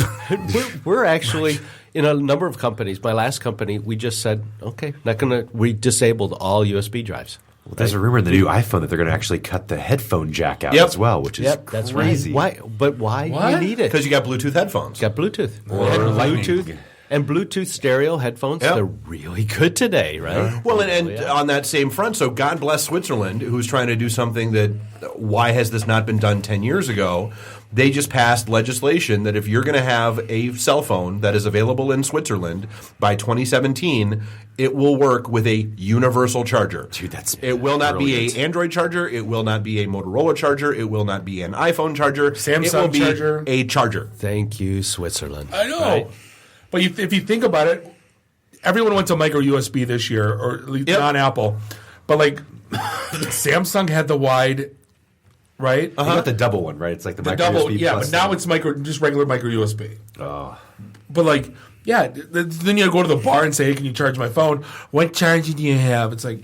That's why I just bring my charger with me everywhere. You got an outlet? Yeah, I know. What kind of outlet do you have? Yeah. Pretty soon it'll just charge in your pocket. Right. Yeah. Wireless charging from the cell towers. They'll charge it in the Scotty vest. Right. The Shameless Commerce Division. I freaking love my Scotty vest, by the way. And then What a all cool the cancer company. that it causes, we'll be able to fix it because we map We'll have the genome nanotechnology. and we have the DNR. We can map your DNA and we can go back and go, oh, here's the problem, we'll fix it. And the world will live as one. Yes. Right. So speaking of the world's living one, we're going to end things up tonight. Oh no, we're not. Dude, we have not talked Star Wars. Oh my God! We have to talk a little Star Wars. I still haven't seen it, so I'm going to go in the other room. Okay. Well, not a lot. I'm going to hit one spoiler and I'll warn you before I do. All right, cool. So fastest movie to $1 billion. $1 billion. It hit $1 billion, and so and I'm okay. Only part of that was mine. Well, and I'm trying to take my kids this week, and I wanted to go to Imagine because that's where you can pick your seats. Yes. Everything is sold out. Yep. And, But still. well, because they have recliners. No, this they have week, recliners. That's it's all. like the whole every booths, pick the your whole seat theater is sold out solid, but not for 3D. And I'm not taking my kids to see 3D. No. If it's Imagine, you got to see it if you're going to spend any money. Nope. Gary, I went twice. We did IMAX 3D. I will never see another IMAX 3D movie as long as I live. Nope.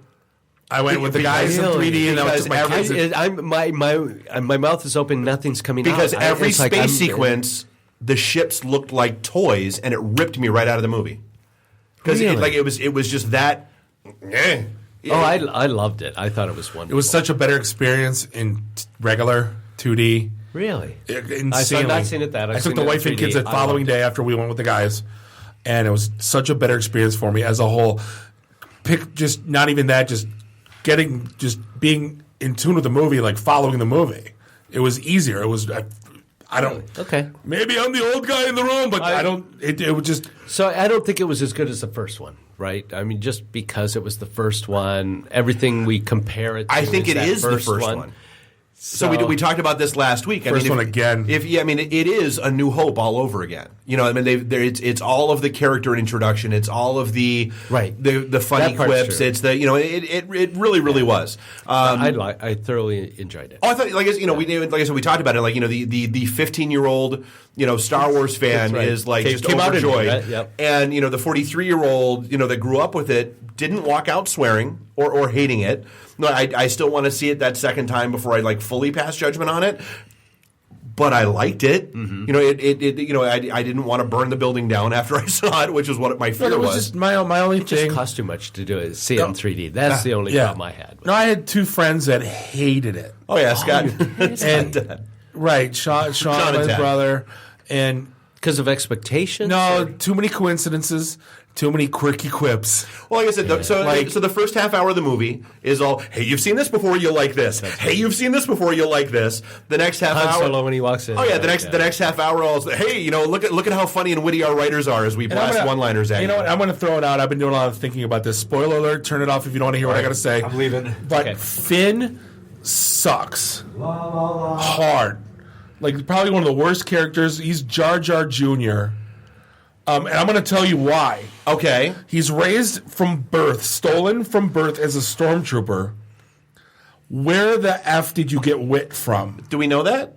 We don't know that. Yes, because that's what he said. Yeah, he said that. Because the general said, I don't like your... He was conscripted. I remember that. Right, they're all stolen from birth. But I don't know if it was from birth. Well, he said he was stolen I don't from think a it's family from he'll never birth. know. But he was stolen. Yeah, I think they're all conscripts, but I don't think it's from birth. So let's say if you're whatever military in any country... But you're right. That's not the way we think of stormtroopers. Where do you get wit? Yeah. Like, you got... Like I get. I didn't know their helmets came off. No, but I understood that you had a heart. Well, no, we knew that from the Clone Wars. They all look like, oh, geez. But we knew that. But the fact that you had wit, I understand you had the change of heart. That makes total sense. Mm-hmm. The fact that you wielded a lightsaber, my ass, and didn't get destroyed in 8 seconds. That's right. 0.8 seconds. I didn't think that. You don't think he's had stormtrooper battle training? I mean, the other guy he was fighting had that the lightsaber. baton. It's a sword type lightsaber would have sliced through the crowd control baton. But it had some electrical doodad on it. Oh, no way! It would have sliced right through it. It's fine. Would have sliced right through it. And if he's up against, how could he even make it work? Right. But if he was up against even a half Jedi, even a sniff of a Jedi, which Kylo Ren was, he would have gotten his head chopped off in less than a second. Dude could barely walk. He got shot. He was bleeding everywhere. I don't care. He was emotional. The whole very emotional. So Vader took out the Emperor on death's door. True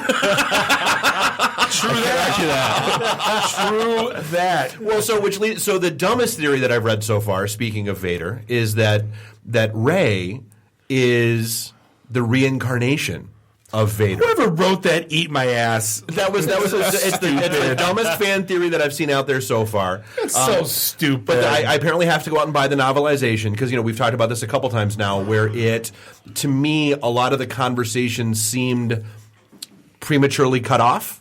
Like there should have been more to some of those conversations that would have led to better plot exposition. And they were awkwardly cut to make the 2 hour and 15-minute whatever it was for the movie. So the novelization's out. Got to read that because apparently that does tell some of the backstory of Finn and that stuff a little bit deeper. But the one I want to yak about is my theory. So major spoiler alert, if you haven't listened, just turn it off for the next 2 minutes. So are you ready? Are you ready? You're on the walkway and Han's dead. Yeah. So I thought that way. And I blame Leia. Oh, I like your theory. I blame Leia wholeheartedly. Why? Oh, yeah. Force sensitive. Yeah.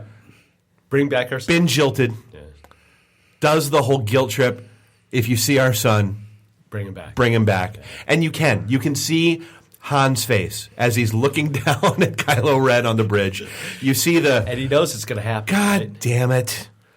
if I go back and tell her that I didn't at least try, the crap I'm going to catch is going to make life not worth living anyway. So I might as well go down. And again, so Leia, Force sensitive, sees the future, knew that was going to happen. I blame her wholeheartedly. So did you hear the secondary going a little deeper in that, which is one of my favorite. It's kind of stupid, but that Kylo Ren is a double agent, and his job was to bring balance to the Force. And they had a dialogue and said, will you do this for me? And Han said, anything. And then that's when he killed him. So basically, Kylo Ren needed to kill Han to get the next level training so he could get closer to Snoke to kill him. It just makes you, I don't know, it's another level to think about. And also kill all the Jedi training. Correct. So he knocked that out. Well, so I mean, because that was the big thing that everybody, he were supposed to bring balance to the Force. Well, he did, because there were too many Jedi, and it brought it back down to 2 and 2. And so, I guess I could see that, but you don't have. You've got. That's why he was conflicted. That's why he was almost tearing up when he killed Han. Like if he was, but that was but that's the inner struggle. I mean, you saw that with Vader. Anakin didn't tear up. No, but you saw that with Vader with the whole Luke and Anakin, or the Luke tear up. But he was behind the mask. He was conflicted. But you saw him, looking at the Emperor, looking at Luke, didn't know which way to go, which way to turn. Finally he throws the Emperor down the pit, and whoosh. No. Yeah. So maybe.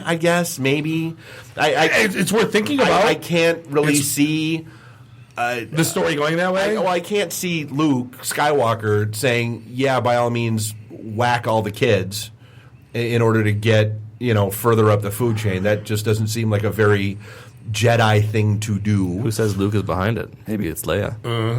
See. Good point. See. Maybe she's Jar Jar 2.0. Maybe she's the evil one controlling. I was angry. We're safe now. I was so angry. It's just conjecture. We're talking about the next one. I was angry that Kylo Ren wasn't Jar Jar when he took the mask off. I would have thrown a party. I would have hired Kiss to play a party at the State Theater. I would have sold my car to pay for this party if Jar Jar took the mask off and he goes, "Miss." I would have been the best. It would have been the greatest moment of my life. It would have been better than my kids. You could have turned. Oh yeah, it would have been my kids being born, getting married. No, Kylo Ren's Jar Jar. So, and on the Star Wars front, I found this fascinating. That apparently Legos, in particular Star Wars Lego sets, have been a better investment over the past 20 years than gold, silver, or the stock market. The S&P, yeah. That's what threw me. The average ROI on a Lego Star Wars kit over the past 10, 15 years was what, 25? I think it was 15%. Yeah, and every year. Was 20. Annually? 20 annually. Oh my gosh. S&P's 10, gold's 8. Yeah, gold was 9.2, I think it went down. Right. Yeah. But yeah, Legos, Star Wars, Legos. Yeah, who knew? And some of it, as I was reading it, some of it's funny. I mean, one of them is one of the other ones is the one of the Batmobile sets, or the Batman sets that I picked up for my kid. The Croc Hunter, yada yada yada. So yeah, apparently Legos, better investment than gold. But if you look at Legos, I'm mad at Legos. They cost so good. I bought the Star Destroyer for my kid. It was $120 and it should have been $200. I got it on sale. Yeah. Good God. Well, yeah, and the cost of manufacturing them hasn't gone up, but yet the price continues to go up, and they're crazy. I mean, that's why I like some of the little stores around, like that Lego bricks and minifig place that's up on Hayes. Yeah. I love that place. Whether it's bulk Legos or they've got discounted sets all the time. But anyway, so we are running long. So we are coming up against the end of the episode and the end of the year. So this was episode 124. This is our last episode of 2015. It was a great damn 2015, wasn't it? It really, really freaking was. And I'm a little sad we didn't do the whole cliche, hey, let's talk about the year in review thing. But it's been a great freaking year. We've had a lot of fun, whether it's just our show, the build out of the studio, the launch of the Podcast Detroit Network, and all the shows that we brought along. It's been an amazing year, hasn't it? It's For been you a guys. wild it's freaking ride. And absolutely. 2016 is only going to get weirder. Better. And better. Yeah. So I remember last year at this time, I went off on a pretty epic little rant. I don't know if you remember that or not. That was like I was emotional as hell. This was going to be it was we either do or we do not. No, and you did. You did. It's what I mean. Think of the ride, and it's not over by any means. On behalf, I'm going to go off on a limb right now. On behalf of Dave for technologically enabling this mess. Don't be too proud of this technological terror you've created. I say we should do this, and I go, I don't know how, Dave, you do. But no, on behalf, seriously, I appreciate everything. Nuri for being the third, you're not the third wheel anymore. You're Best third wheel ever. No, you're not the third wheel anymore. You're, I don't know, what's Nuri in the Millennium Falcon? Because I'm like, you're Han, I'm Chewie. He's the chess nub. He's the chessboard. You're BB-8. No, I'm just kidding. Thank you to Midroll, to Out Loud Advertising for putting cool companies and trusting them with letting us promoting your brands. I mean, I'm a walking, talking billboard advertisement for podcasting. It's amazing. Exactly. I got my Scotty vest on. I got my automatic in the car. I sleep on my Casper mattress. I sleep on my Casper. I gave Harry shave kits to everybody I know. And I'm proud of it. And I don't show it because like our little outlet to the world is like we've been listened to over 15 million times, which hurts my head to even think about. Did that many people watch Good Times? I mean, that's one of my favorite shows. Like, I don't. Damn. But I can't do nothing but look forward to 2016, and I look back at all the people that found jobs at our events or made connections at our events, all the people we put, all the business plans we've rewritten. For free. That too. For free. All the domains we've registered. No, did you ever see the social network, Gary? We feel like we're the, what's his name? Just Facebook. We do that more often, and then it's like these light bulbs go off. And it's like, wait, we should have charged for that shit. Like, no, but just, I can't. I was finally worth it. That one comment was Right. worth it. Yeah. I can't, for Randy and Ian for always tweeting during the shows and making it, giving us something to look at during breaks. Someone tweeted us. Oh my God, affirmation. Somebody's listening. Right, exactly. But this has been honestly the most fun 2 years of my life, and it's still the fastest 2 hours of my life every week. I would so even like tonight, it took me almost an hour to get here. I will drop. I will do anything to make sure that I'm here. It's one of those things where it's like not just bowling night anymore. We used to call it bowling night. Yep. I'll skip bowling night once in a while. Like this is like such a huge part of my life. I can't wait to 2016. I really can't. So I'm done. Come. Stay tuned. I'm done. More to come. No, I mean it has. I mean all of the and all of the shows that have come on board from a Podcast Detroit perspective that have trusted us and picked us, over other places they could broadcast. And because, I mean, we're trying to do this, like a business, but we're trying to do it like we do our networking group where, we want people to grow. We want people to succeed and they get it. Most of them get it. I mean that's we've got Mike and Ming from Comic Book Men that we've got a show with now. We've got and all the local shows and all the whether it's artists or geeks or just you look at the pedigrees and the resumes of someone like Natalia that does the IM show. Yeah, she won like a global startup competition. Like she's like in Michael Mode who worked for David Copperfield and speaks at Apple and at Theo TEDx and Theo that sings the Lions fight song at during the games when the Lions score the 3 times a season where the Lions score a touchdown. I'm kidding, Theo. I'm just kidding. But like, there's like, and look at like even the show before us, Kevin Davis. He's the bass player for Long Neck Strangle. He plays with like Kenny Chesney and Uncle Cracker. Yeah, he goes to Europe. To play music. I mean, Dom's a pretty well known comic author. Tony Mello, artist. We got some awesome local, like just a slice of pie of all the local people, and again, couldn't be happier, proud of what we're doing. Yeah. Yeah, I'm going to get all weird and weepy. And on that note, we keep talking. On that note, drink up your drinks. Yes. Drink up your drinks. Get your phone numbers. You don't got to go home. You just got to get the hell out of here. On behalf of Bob, Dave, and Neri, this is the IT and the D Show, episode 124. Happy What we did not do, just one last time. Gary, where do we find you? WJR, 760 AM, and it's internetadvisor.net. I'm at DetroitLabs.com or JeffKelly.org. Oh, he's a .org. He's an organization. Ah. All right, now you can do your thing. I already did it. All right, well, beat it. Everybody get the hell out of here. The emergency destruct system is now activated. Conan, what is best in life? To crush your enemies, see them driven before you, and to hear the lamentation of your women. Long live Flash. You've saved your Earth. Have a nice day. I have come here to chew bubblegum and kick ass. And I'm all out of bubblegum. Nice shooting, son. What's your name? Murphy. Make the run. The run. Game over, man. It's game over. It's over, Johnny. It's over. Nothing is over. Nothing.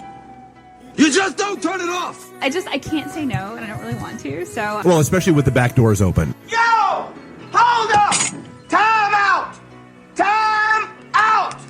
Y'all take a chill. You need to cool that shit out. And that's the double truth, Ruth. Bob loves it in the can. I hope this was as much fun for you as it was for me. That's why I like it in the can. Joe, own the truth.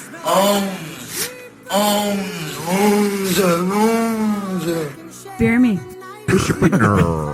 My job is to make sure this program is morally upright and cultural and wholesome. Shut up, Mimsy! Shut up, Mimsy! Shut up, Mimsy! Why would, Buick put their cars next to, the Bentleys? Why? That's not marketing. The Alphabet. It's brilliant. Yeah, I can't take that position. That analogy sucks because it's right. Because you're getting your 8-track tuned up. Are we at a break yet?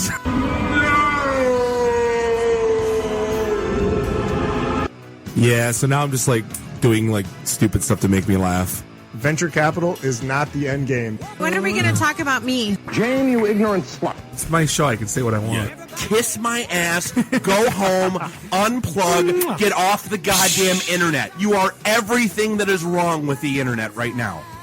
You're so white right now. I'm the whitest guy in the room. Just explain it to me. Showdown! I love this city. I was banging on the wang. Really? Should we talk about this? Tag team it. Should I keep going or should I stop? Can I just say, it's been great being on a show that talks about Mickey Rooney dying for 20 seconds and then poop for 10 minutes.